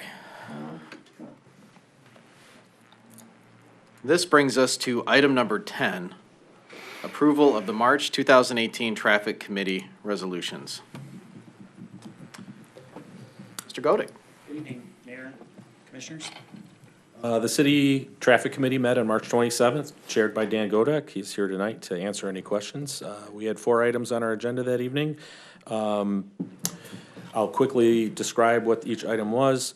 The first item was to review signage at Samoset and Coolidge. It required us to take a look at that particular intersection and other intersections along Coolidge Highway. The second item was to review some stop signs on Knowles at 6th Street. A third item was to review pedestrian crosswalk at 5th Street on Troy, and that prompted us to review all the crosswalks on Troy Street from 11 Mile to Lincoln. And finally, we had a request for a pull-off parking area on Lexington Boulevard to assist postal trucks to pull off and deliver mail to that new neighborhood development. They are going to have a bank of mailboxes on private property there just south of the sidewalk on Lexington, and this pull-off parking area will give people a place to park to get their mail, as well as the mail trucks themselves to pull over and do their deliveries. Questions from Mr. Callahan or Mr. Godick? Okay. No questions? Are there any motions? Actually, Commissioner Dubak. just one question. I think I'm seeing just one split vote out of these recommendations. Is 5B to install stop signs on Knowles. Just curious if there's a minority report there. Was there any specific opposition? Yeah, that was on a stop sign, and a newer member. One of the things we're looking at is trying to explain why stop signs don't cure traffic problems at our committee level. But it was a single vote going opposed, and that was with this engineer's recommendation. The staff recommendation was to not install a stop sign there. So, Understood. Thanks. Sure. Any other questions? We'll entertain a motion if someone wishes to make one. Commissioner Douglas? I'll move approval of the 4 resolutions from the Traffic Committee. Motion by Commissioner Douglas. Is there a second? Second by Commissioner Macy. Discussion? Okay. With none, I'll call for the vote. All those in favor say aye. Aye. Those opposed? Motion passes. Thank you, Mr. Godek, for your service. We'll see you tomorrow night.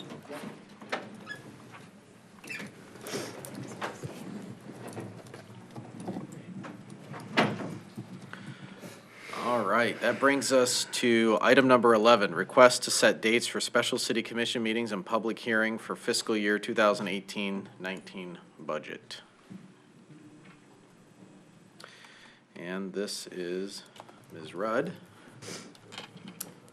Good evening, Mayor, City Commissioners. This is to set the City Commission budget sessions for May. 3 dates are proposed. Each Wednesday evening, May 9th, 16th, and 23rd. And also there's a request here in the resolution to establish and set the public hearing on the 18-19 fiscal year budget, and that request is for the first meeting in June, June 11th. And included is the notice that would go in the paper.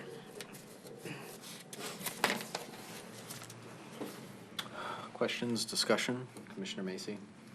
I'd like to see if anyone can, if we can change the 16th. That would be a very difficult day for me to make. I was wondering if we could make it the 15th. You have a request by, sorry. I make that a motion? Well, I also, the 9th is going to be a challenge for me. The 11th, maybe a better option. Or Friday in the evening? Yeah, that might be an option. That might not be so agreeable to the commission on a Friday. So that first meeting, I can find an alternative, perhaps, a workaround. But I don't have an issue moving the 16th to the 15th. That's not a problem for me. Anybody? Anybody else see a major issue with that? I can do that. 16th to the 15th? Yeah. That would be much better for me, too. Lovely. And the 23rd, everyone works for the, 23rd works for everybody? No objections to the 23rd? Yeah, I would remind you that the last 2 years, the third meetings ended up being canceled because we haven't needed it. Right. And you just jinxed us. Mr. Johnson, thank you. 23rd? Yeah, right. It's difficult for me too.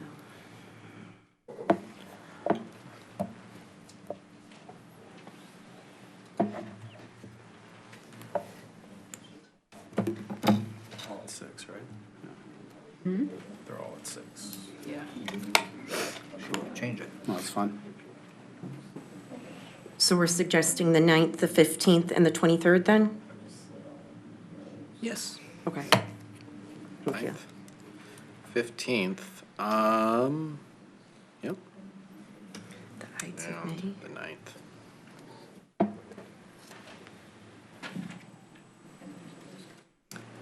Commissioner Douglas? I'll move approval of this schedule. The schedule that's posted The or the schedule? 9th, the 15th, and the 23rd at 6 PM. Room 309 in there? Or is this 309? This is 3:15. That's 309. They're The always little one here. is 309. Okay. How about, is everyone okay with the public hearing as well? On the 11th? Oh, sorry, I missed that. Yes, I'm fine with that. My motion includes that. Okay. We have a motion by Commissioner Douglas. Is there a second? Second by Commissioner Macy. Discussion? Commissioner Perush. I won't be here on June 11th, but that doesn't mean the date changes. So just as a matter of note, I won't be here on the 11th. Okay. Party time? Just kidding. Okay, Commissioner Lavasser. This is for the fiscal year, starts July 1st.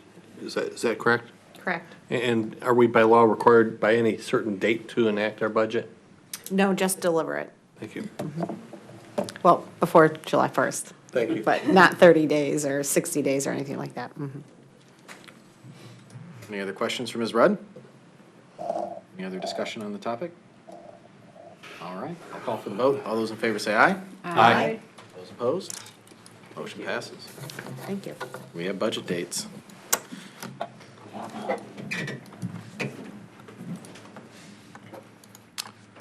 Okay, this brings us to item number 12, approval of Rules Committee recommendations. Right. Well,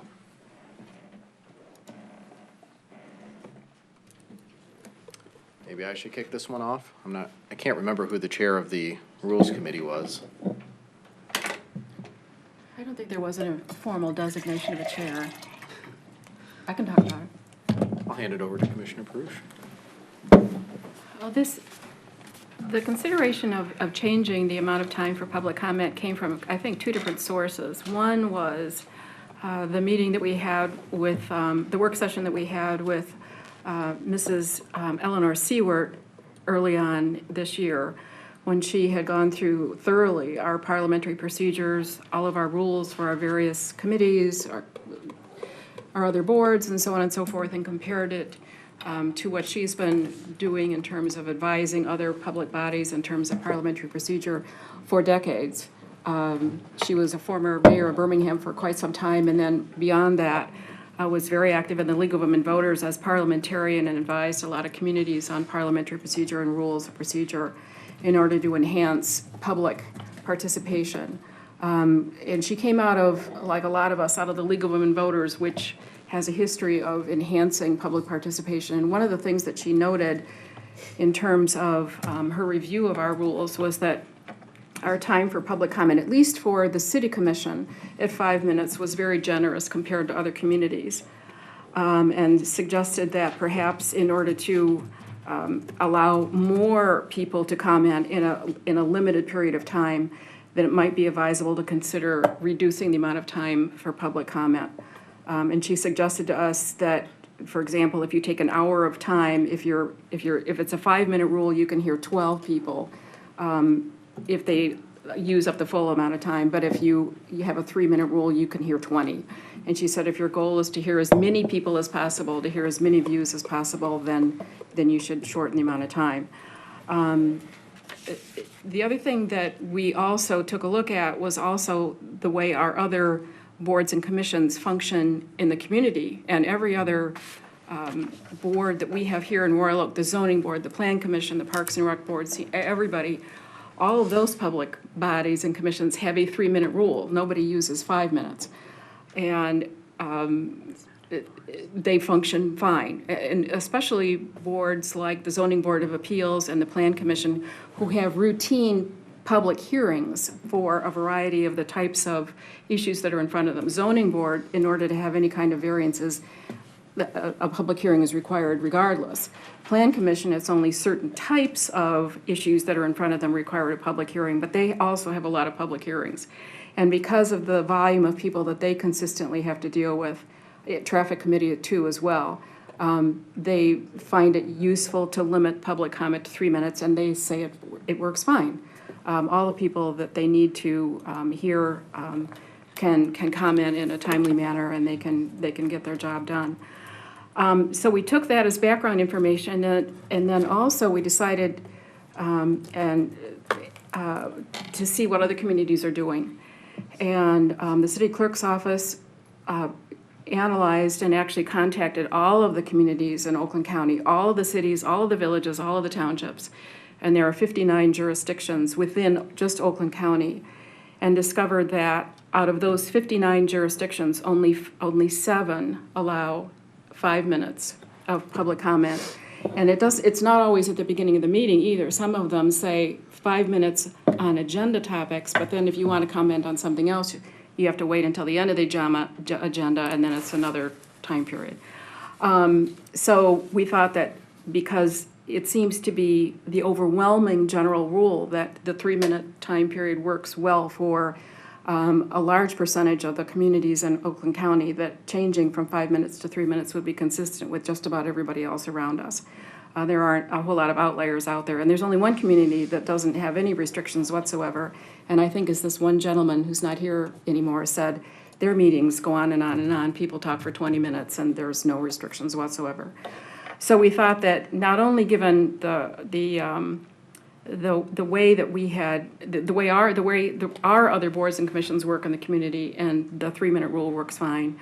The fact that that the parliamentarian who works statewide says that's a pretty, 5 minutes is pretty darn generous. And the fact that other communities in Oakland County consistently use the 3-minute rule, and they seem to function just fine. We thought that it would be appropriate to try changing ours down to 3 minutes as well. When the Rules Committee made this recommendation, we suggested that we revisit this in 4 months just to see whether or not it's working.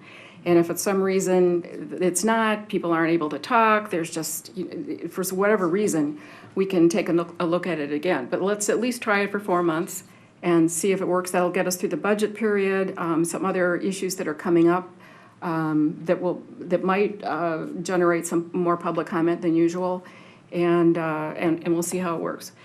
So that's our recommendation. So based upon that, I will make a motion that we approve this resolution to reduce the time for public comment at the city commission meetings from 5 minutes to 3 minutes in order to allow everyone the opportunity to have their voices heard.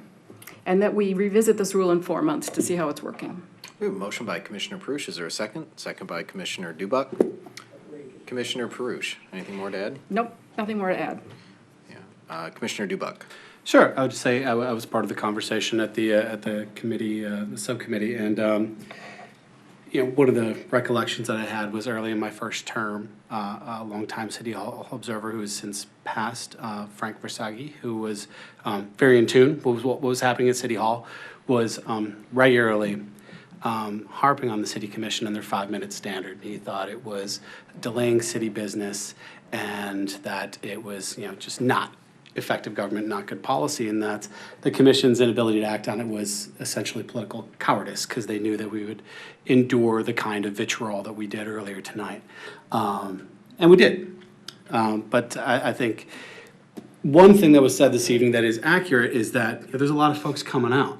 I think the contrived explanation that it's because people are angry is wrong. It's because we're doing things. We have a lot of things happening in our city, and there's a lot to discuss, and the public input is important.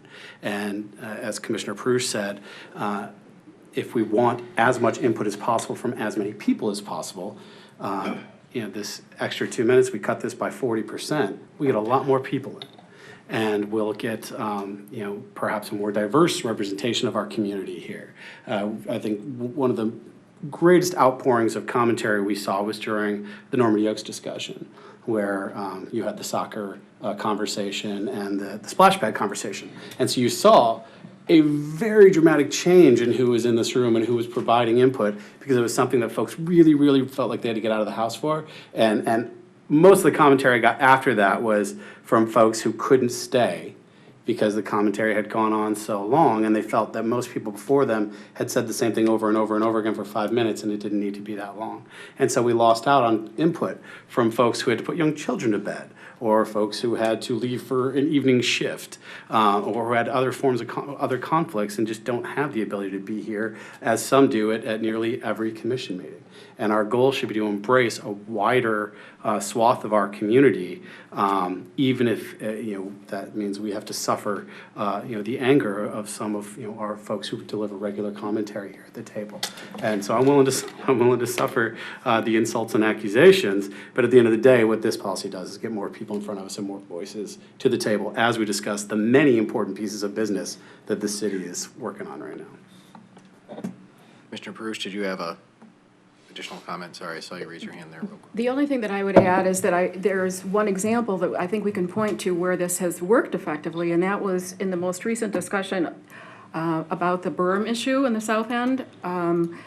That went before the traffic committee before it came here, and the traffic committee held a pretty large public hearing one evening as to whether or not the berm should be opened, or which berms, and so on and so forth. You're all familiar with the issue. And that traffic committee meeting limited public speakers, as is their rules, to 3 minutes apiece, and they moved through it fairly quickly and got everyone, and there was a large turnout, and they managed in a fairly reasonable amount of time to hear all of those people that turned out. And what they did was, when they brought that issue to the city commission, because it was basically the same people talking here as it talked at the traffic committee meeting, my recollection is they held to that basic 3-minute rule here as well, because they had already written it out and they'd already put it together in their head, and they had already given their 3-minute speech to the traffic committee, and they were gonna come here and do the same thing without having to add anything to it.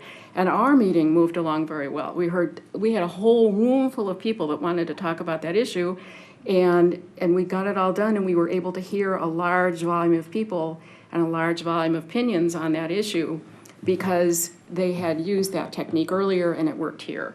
So I think that's one example that's been very recent that we can point to that the rule works. We get to hear a lot of different people, and it makes public comment a lot more open to a lot of people that otherwise wouldn't be able to be heard. And I think that's the bottom line. The bottom line is you want to hear as many people as possible. Commissioner Douglas. Yes, we had a Normandy Oaks Task Force meeting at the library. And in those meetings, we put public comment at the end of the meeting. And we ran a little long, and then we realized that the library closed at 9 o'clock, and we still hadn't got to public comment. So we limited public comment at that meeting to 2 minutes. And I am here to tell you, people cut to the chase. They skipped the preliminaries, they stood up and said what they liked, what they didn't like, and were very concise in what they had to say. And I was heartened by that, and given that experience, I'm equally confident that the 3-minute rule will be effective. Commissioner Macy, did I have you, or Commissioner? Yeah. Okay. I raised my hand.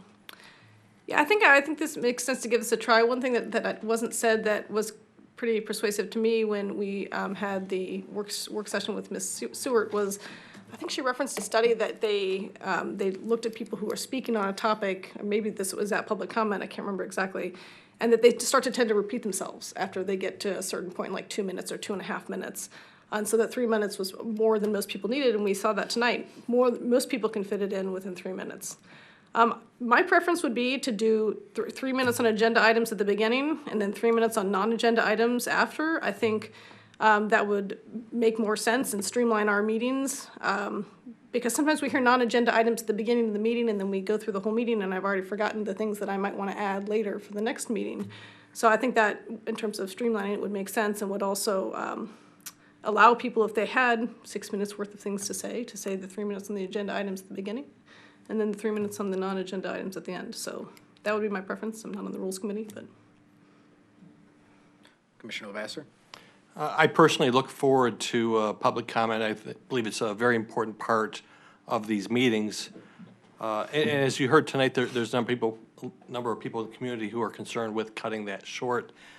I see very few situations where there are people actually denied the opportunity to speak because the public comments just run too long. And I think there's a way to address that without changing it to 3 minutes per public comment for every meeting. Like a meeting like tonight, 5 minutes, it still moved very quickly, even though people were permitted 5 minutes. And I think that's the general rule. There certainly are possibilities where we could say, okay, we've got more than 25 people that want to speak tonight. That's a time where maybe it's appropriate to cut it to 3 minutes, but it's a night like tonight, let's keep it at 5 minutes. Any other discussion? I completely agree with Commissioner Lavasser. The 5 minutes that people are allowed to speak, this is their only 5 minutes. I've been told by members of our community that they call the voicemails that are on our city commission business cards, and the messages are full. They can't leave a message. Whether or not they have access to email, that's not for me to judge. I know I've been told that voicemail is full and I can't leave a message. There's no way for me to get into contact. People really, I like the 5 minutes too. I like to know what's going on in the resident's mind. Now I'm looking at it from a different perspective, and I appreciate the words that are said and shared with all of us. And it's important that we all hear the opinions of the voters, the residents, the taxpayers. Commissioner Dubak. Sure, yeah, I Just want to clarify, no one's talking about ending public comment. We'll still be hearing from residents, voters, taxpayers every single meeting, but for 3 minutes instead of 5. I think it's been well established and studied that on almost every issue, people can say what they want to say and communicate their message to the body in 3 minutes. Additionally, I think any commissioner can speak to the fact that public comment is not their only method of getting feedback from the public, that basically everywhere we go, we're a city commissioner. So when I'm at any of my 3 kids' classroom events or school events, I'm hearing from other parents. I'm at their soccer games and their baseball games and the YMCA. I'm talking to other residents and hearing their concerns. That's all a part of this job. So any suggestion that the only time anyone hears from residents is at this podium, I mean, it's just, that's just not connected to the reality of what it is to be a city commissioner. This is a business meeting for the residents, many of whom come here for a specific agenda item and don't want to speak, but they actually want to see the discussion and are aghast when they sit through 60 minutes of flamethrowing that's not necessarily relevant to any issue on the agenda. So if that can be, tempered down to 3 minutes each, I don't think there's any harm to the public discourse. There's no lack of representation from our residents. And, it's just good public policy. It makes for a more efficient, effective meeting that gets the views of the public in front of us and we get onto the agenda. Yeah, I don't know if I can express a better summary than what Commissioner Perush put together. I think the benefits are clear. Other communities are embracing and have been using the 3-minute target for some time now. It's effective. I agree with Commissioner Dubak. We're not eliminating public comment, but there's always that challenge as government. People want to be heard, and do you want to hear more from a few, or do you want to hear from more people? And I think in this case, I've been up here since 2011, and when there are issues that affect neighborhoods, like we saw with the berms, or we saw with sidewalks, or we saw, that directly impact people's property, their livelihood, whatever it may be, having the ability to get through a meeting so they can see the decision being made, not at 2 a.m., but at midnight or 11, to be able to not have to answer questions or take feedback from people after the meeting like I've received in the past, where people are sitting out in the hallway and they say, hey, I wanted to come to public comment, but after 3 hours I had to get my kid to bed. And I agree with Commissioner Dubak. Most people, that come on a regular basis, we, listen to their feedback. We understand where it's coming from. But there are a whole host of people in this community that don't come out to public comment every single meeting.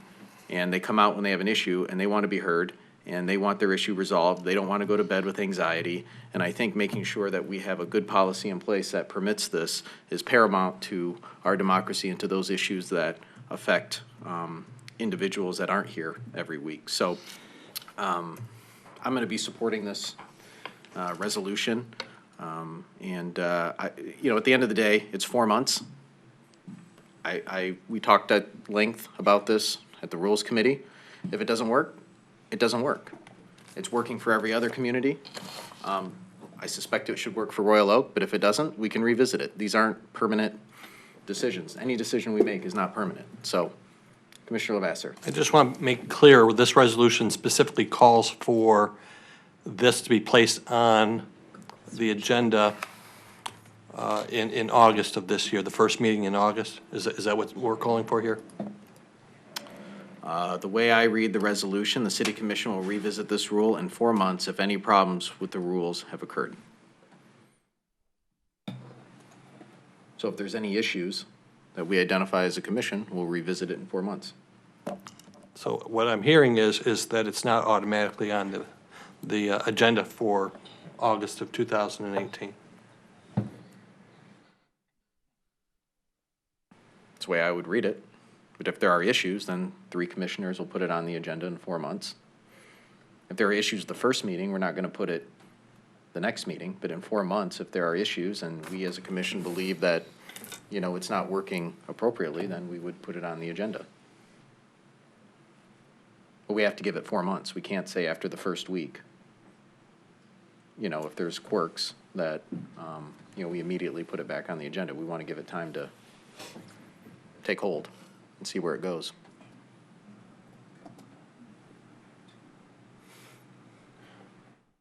So we have a resolution on the table. Any other discussion? All right, if not, I'll call for the vote. All those in favor say aye. Aye. Those opposed? Nay.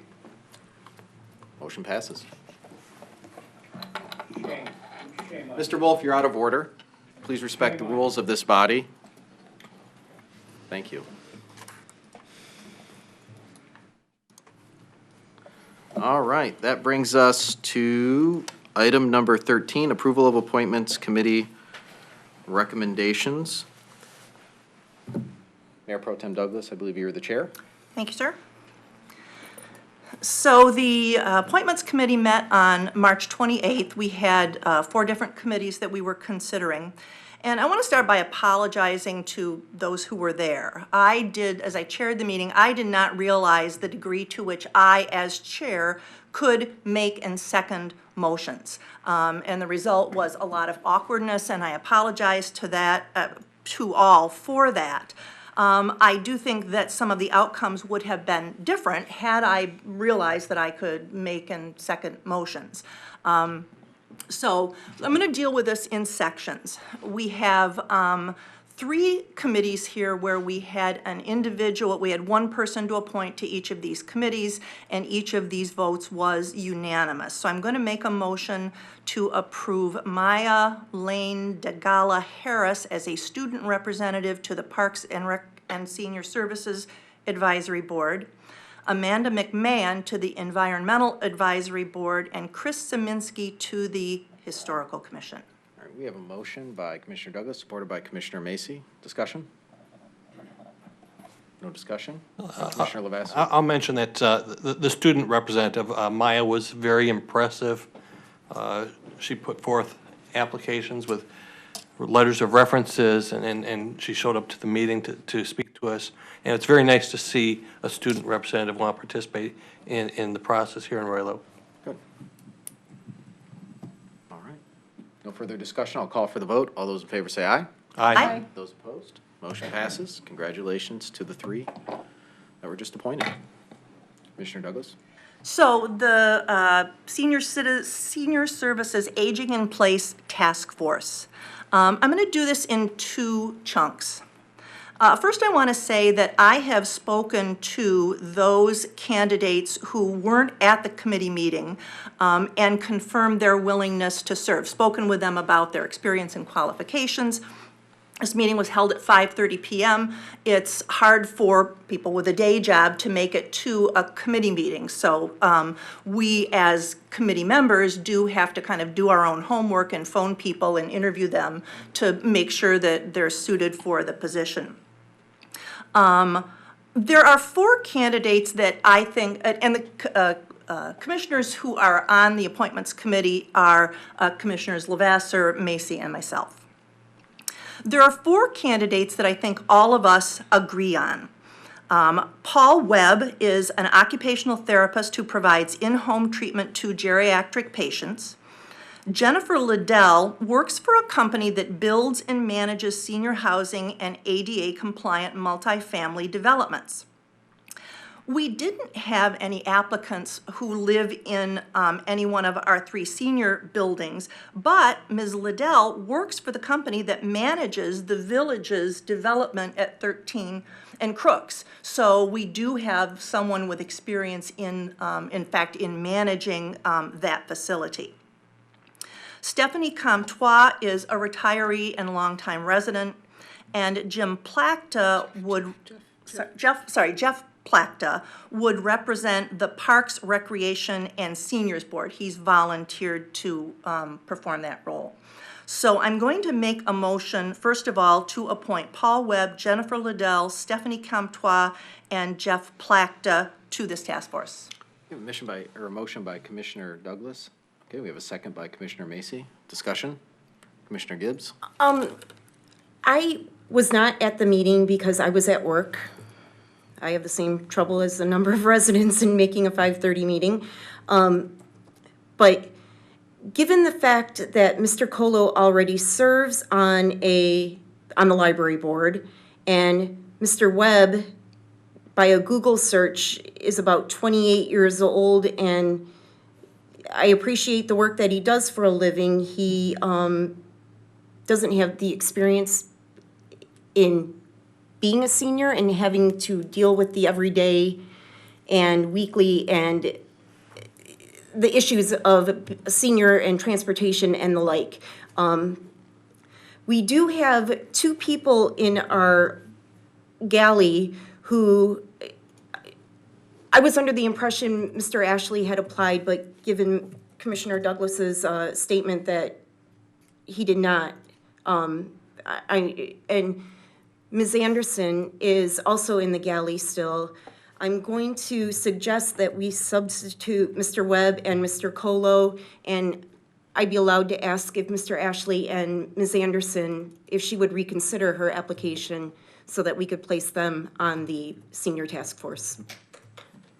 Commissioner Gibbs, Mr. Colo isn't part of this motion right now, so it would just be Mr. Webb. Okay, then just Mr. Webb. Then I'll ask for Mr. Ashley if he would accept. Oh, excuse me. Well, Yeah, the if discussion's I'm up allowed, there among us. Mr. Mayor, if I'm Well, allowed to. Commissioner Gibbs, are you making an amendment, or? are I'm you- making an amendment, yes. Okay, we have an amendment by Commissioner Gibbs. Is there support? Okay, without support, the motion dies. So this brings us to our original motion by Commissioner Douglas. Commissioner Lavasser? I didn't support the amendment simply for the reason that I believe it's important that we have a wide range of views and perspectives on the committee. And some of the people that are in this motion, I believe they may have a lot to offer. They weren't necessarily my top choices to be on the committee, but I saw it as part of the process. It's a certain give and take. Okay, let's see if we can reach a consensus on the entirety of the recommendation and not individuals. And so I would object to doing it piecemeal in this respect. These 4 that are in this motion, they may have a lot to offer. They wouldn't have been my top 4 choices. And so I don't believe it's appropriate to do it piecemeal in the way that it's suggested by this motion. Any other discussion? All right, with no further discussion, I'll call for the vote. All those in favor say aye. Aye. Those opposed? Nay. Motion passes. So, Mayor, this leaves us with 2 more positions to fill. At our meeting, Commissioner Lavasser advocated for a number of people who have been very involved in the political process over the past year or 2. Commissioner Macy and I made a case for knowledge, for appointing subject matter experts. The committee on a split vote chose 2 activists. However, I'm going to nominate 2 other candidates based on their experience. And I'll say this, if the commission doesn't vote for these 2 candidates, I'll turn around and make the motion to nominate the 2 people that were recommended by the committee. But the 2 people that I want to nominate, that I'm about to nominate, are Bernadette Beach and Susan McKee. Ms. Beach is a registered nurse who, before she retired, worked in direct care and administration for 2 home care hospice companies in Southeast Michigan. Susan McKee is a social worker and 29-year resident. While she lives here, she works for a service agency in Windsor. So I'm pleased that we might bring somebody with an international perspective to the committee. And I feel compelled to point out here that Mr. Webb, Ms. Liddell, Ms. Beach, and Ms. McKee are complete newcomers to the political process. We had a speaker here tonight talk about the need to bring available untapped talent to the table. We're doing exactly that. We were also told that we were appointing sycophants to this committee. I point out that these people are newcomers to the process. While I've spoken with them, while they're eager to serve, they're not at all involved in any political processes or systems.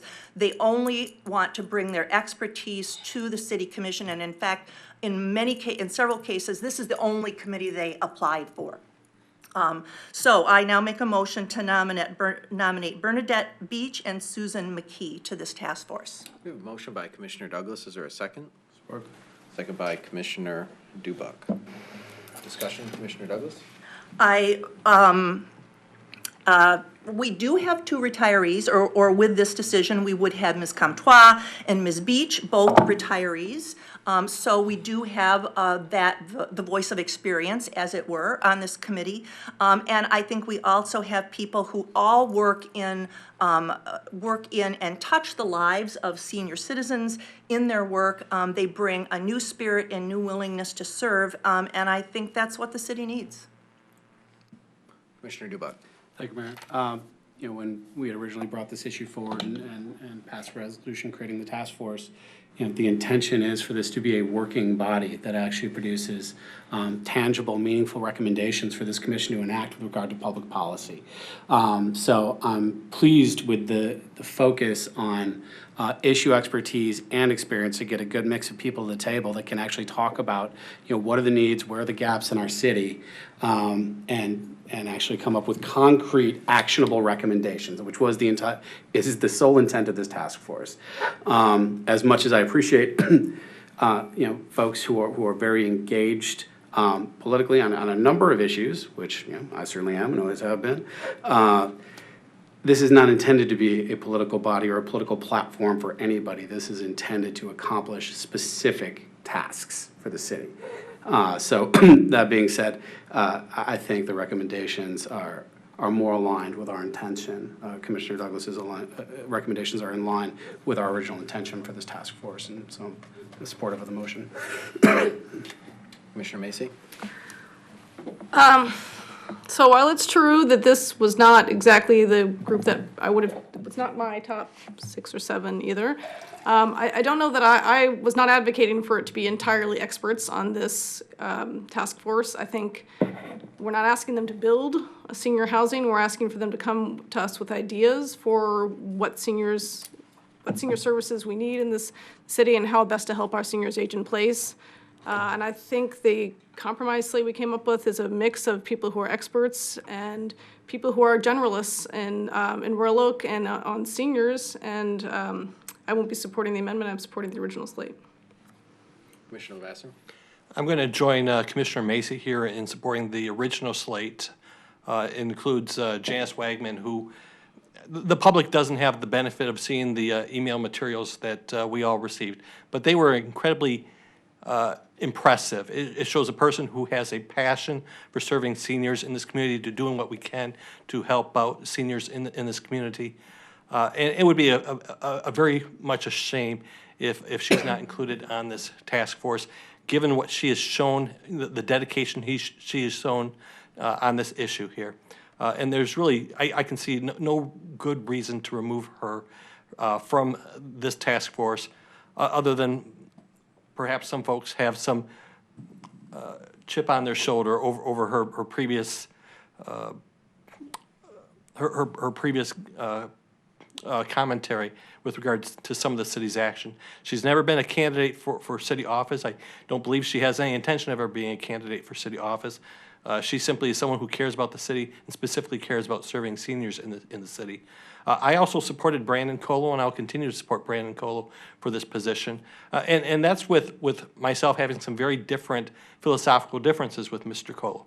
But he's a gentleman who's shown himself to be very concerned about the city and has a lot of energy. He, along with Ms. Wagman, I believe have a lot to add to this task force, and I'm going to continue to support both of them. Commissioner Perush. I'm going to support the slate that Commissioner Douglas has suggested. And there's no question that there are people in the community who are very passionate about this issue and have put a lot of thought and research into this issue. Mr. Colo is one. Ms. Wagman is certainly another one. But when I was in law school, which was a long time ago, I took a seminar course in urban policy, and we had to write a paper for our grade rather than take an exam. And the paper that I wrote was on housing options for older populations in urban areas. Did a ton of research, interviewed a lot of people, wrote a 30-page single-spaced paper on that topic, won an award, but that did not make me an expert in senior housing in urban areas. It meant I was a good researcher and I could write a paper, and learned a lot, a great deal about that. But I was not on the ground working with seniors on a daily basis, helping them find solutions to housing issues, which are very, very complicated and very, very, very intricate, and we all understand that. Those of us who have had seniors in our families and those of us who have witnessed other seniors have difficulty finding housing options. My point is that I think the seniors in this community deserve a panel of experts who are on the ground every day working with seniors and working with senior issues. And I think that's what we've got with the slate that is going to be coming forward this evening. All of them have a variety of experiences, some in the healthcare industry, some in the housing industry, some in the social service industry in terms of providing care to housebound seniors and so on. They all come from different perspectives, but they are always on the ground every day working with these issues. And I think that's what the seniors in this community deserve. None of them are politically connected. I personally don't know any of them. But they bring credentials to this task, which I think is very, very, very important. And because of that reason, I am going to support the slate that has been suggested. Any other discussion? Commissioner Gibbs. I will support the original 6 proposed committee members. Any other discussion? Okay. With none, I'll call for the vote. All those in favor say aye. Aye. Those opposed? Nay. Okay. Motion passes. All right, that brings us to item number 14. Discussion on short-term rentals and Airbnb as proposed by Commissioner Perush. I almost forgot about that. I have been contacted by 2 individuals in the community who live in close proximity to some homes that had been long-term rentals, a year or 2, primarily to families and so on, but all of a sudden have turned into short-term rentals. One specifically is right next door to them, and they're not sure that it's on the Airbnb list or organizations, so to speak, but it is being used for short-term rentals, especially on weekends. He said that especially noticeable was the party that was there for 3 days over St. Patrick's Day weekend. He said it was very noisy. There was a lot of trash accumulated. There was no question about it. It was a nuisance. So he raises the question, what regulations does the community have on short-term rentals like that? And I said, I have no idea. It's not something I don't think that we've taken a look at as a group. So I talked very briefly with Dave Gillum just before the meeting to ask him if we, as a commission, asked him this evening to take a look at this subject matter, to let us know what regulations are currently in place that we can use to regulate those kinds of activities, if the ordinances need to be tweaked a little bit. It almost seems to me like if you're using the building now as a short-term rental on a full-time basis, you are no longer a single-family residence, and it's not being used for a single-family residence, it's being used for a business. But I don't know whether or not the ordinances need to be tweaked a little bit to put in regulations in place that are not there. I'd like to find out from code enforcement if they've ever had any other complaints about these types of things, or if the police department has noticed any types of activity for short-term rentals, just to get some more information and then give us some direction if we need to make some changes so that we can kind of manage these problems a little bit better. So that's why I asked to have this issue on the agenda this evening. I don't know if anybody else has had any comments from any others. People are nodding, they've had other comments. Mm-hmm. So I don't know, Mr. Johnson, I don't know, or Mr. Gillum, what is the most appropriate thing? Do you need a resolution? Do you want to just run with this? What do you need from us? It would be appropriate for the commission to provide some direction that you'd like a report back from administration, and we'll figure out who in administration needs to do it. Just noting tonight, I just did a quick search on here on Airbnb alone. There are 306 listings in Royal Oak. Oh my gosh. Okay. All right, then I will just phrase this in very broad terms. A resolution to ask the administration, including the city attorney's office, to review the short-term rental issue as it exists currently in Royal Oak and get back to us with a report and any recommendations that they think are necessary for changes in policy or ordinances. Okay, we have a motion by Okay. Commissioner Perush. It's very well articulated, seconded by Commissioner Dubak. Discussion. Commissioner Lavasser. I don't believe that the report would be complete unless we have something from our police department on that topic. The question is really, obviously, if you have a nuisance, you want to deal with the nuisance. The question is whether it's a nuisance because it's a Airbnb or if it's just any other nuisance like we might have in other situations where permanent residents are being a little bit too loud and obnoxious. Commissioner Douglas?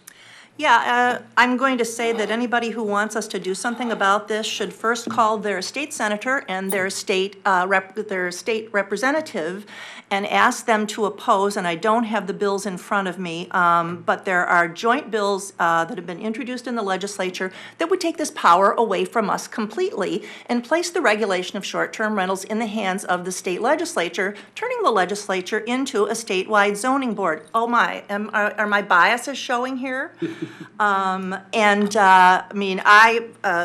Through commentary through the Michigan Association of Planning and MML have helped facilitate some opinions on this subject. Not that Airbnbs or short-term rentals are a bad thing or a good thing, only that you have to strike a balance between the rights of private property owners and people's quiet enjoyment of their property, and those decisions are best handled at the local level. So, and I will email the commissioners after this with the information with a link to those bills and encourage you to contact particularly Senator Nolenberg,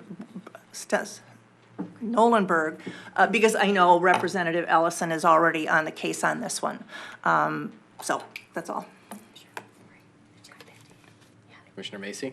Can I also ask that staff look at what some of our neighboring communities do? Some of these emails have indicated that there are regulations on these short-term rentals in our neighbors, and I'm curious what those are. Commissioner Dubak? Just wanted to tack on that the bills Commissioner Douglas has mentioned are House Bill 4503 and Senate Bill 329. Commissioner Perush? The only thing I would add was one of the residents that contacted me not only was concerned about the noise and the trash and everything, but it was also the excessive amount of parking and coming and going in the middle of the night, all kinds of cars at all times of the night. So the issue is more than just a noise of a party. It's the lot of activity that happens all around it, potentially. I mean, you don't want to take necessarily the right of, Aunt Bertha to rent a bedroom on a periodic basis. But on the other hand, there's got to be some way, unless the legislature takes it away from us, to regulate as Commissioner Lavasser mentioned, the nuisance activity that can occur if it's not controlled. So. Commissioner Dubak? Sure. Just one other question that's kind of tangent was brought up at public comment was, we currently do regulate long-term rentals, as I recall from when I owned, our bungalow. You had to file with the city that you were renting your home, and that is a list that's kept somewhere by building. And I guess the question is that not foiable? We had a gentleman say that he could not get access to the list. I can't respond to what he actually asked and what was specifically told of him, but yes, we do have a landlord registry, and yes, it certainly is foiable. Okay. And as I recall, to keep your permit up to date, that requires, I think, a biannual exterior inspection of your home? Mm-hmm. Okay, so we are inspecting rentals in this city? Exterior only. Correct. Yep. All right, thanks. Yeah, I'll just add that, this is an interesting topic. I know I followed Traverse City readily. My in-laws live up there, and they're having a similar discussion because, clearly it's become a tourism capital, and, the hotel inventory isn't as strong. So they're trying to balance the needs of wanting to attract tourism, but clearly seeing some of the impacts of having transient residents for 1 or 2 nights in the neighborhoods. And as a father of 3, that's not, if I had an Airbnb next door across the street and people were coming in and out and I didn't know who they were, regardless of property rights, that would make me uncomfortable. And I think there are different types of situations that I think should be looked at in the report. For example, Commissioner Perush brought up, I think Aunt Bertha, you know, if she has a spare bedroom and she's residing in the residence, that might be different than somebody that's turning over their property, you know, every weekend to a, you know, party crowd that is disrupting the neighborhood and creating an unsafe situation. So, you know, I think we're not the only ones that'll be having this discussion. So I'm eager to see how staff pulls this together and informs us so we can make good policy here at this body. Commissioner Gibbs. Something maybe to add to that would be partial rentals, like a partial rental list, or if those kinds of rentals even need to get approval from the city or register with the city. I've got a room in my basement and, you know, the attic, and I don't have either, but, you know, I rent them out for $200 a week to whomever. We have The college kid at OCC. Yeah, we have the bordello ordinance, and we have some other rental ordinances. I know, it's going back to the 20s. I've looked at it for personal issues, not for me. I'm not looking at opening up a bordello, but you know, we had a couple rentals in our neighborhood that we were trying to understand, you know, what the situation was, occupancy levels and things like that. You know, we do have stuff. And the other key question that we really practically have to understand is enforceability. I don't think a lot of people are intentionally going out there. Maybe 90% of these 300, you know, Airbnbs are fine, good operators, whatever, and they don't know that they have to have a rental license. They don't know. And so at the end, if you're going to do something, you're going to make an ordinance, you're going to make a policy, you got to understand what is it going to take to enforce it. And that's, you know, otherwise you're just, you know, wasting ink and paper. So I think whatever approach we have to think about, enforcement is part of this as well. So I would ask that staff, you know, consider that as a, you know, part of the report. Whatever. I mean, there's, you know, I don't know how we would do it. We have a hard enough time right now. People rent out their places, and if they don't come and, you know, get a rental license, unless somebody complains about it, I mean, we don't have code enforcement, 3,000 people on every corner knocking on doors. Is this a rental? Is this a rental? You know, we just don't know. If someone complains, we address the issue. So that's always a concern we need to be aware of. Okay. We have motion on the table, right? Yes. Yes. Any further discussion on it? Can I hear that motion again? Oh, man. I forgot. It's not the first time. I don't. Exactly. Well, I'm going to go back we to have the instant tape replay? tonight. How about if I just paraphrase and tell me if I have it right? You're looking for a report from city staff as to what some of our options are and what some of their perspectives are with regard to this issue. Yes, and also if they think that any specific ordinances might need to be changed, upgraded, tweaked a little bit in order to make our control and regulation of this a little bit more effective, they might suggest that as well. Okay. Without any further discussion, I'll call for the vote. All those in favor say aye. Aye. Those opposed? Motion passes. All right. This brings us to the end of our agenda. I'll entertain a motion to adjourn if there is no other business for the benefit of Royal Oak. Commissioner Dubuck? I move to adjourn. I'll second it. We have a motion by Commissioner Dubuck, seconded by Commissioner Gibbs. Any discussion? If not, I'll call for the vote. All those in favor say aye. Aye. Those opposed? The motion passes. We are adjourned.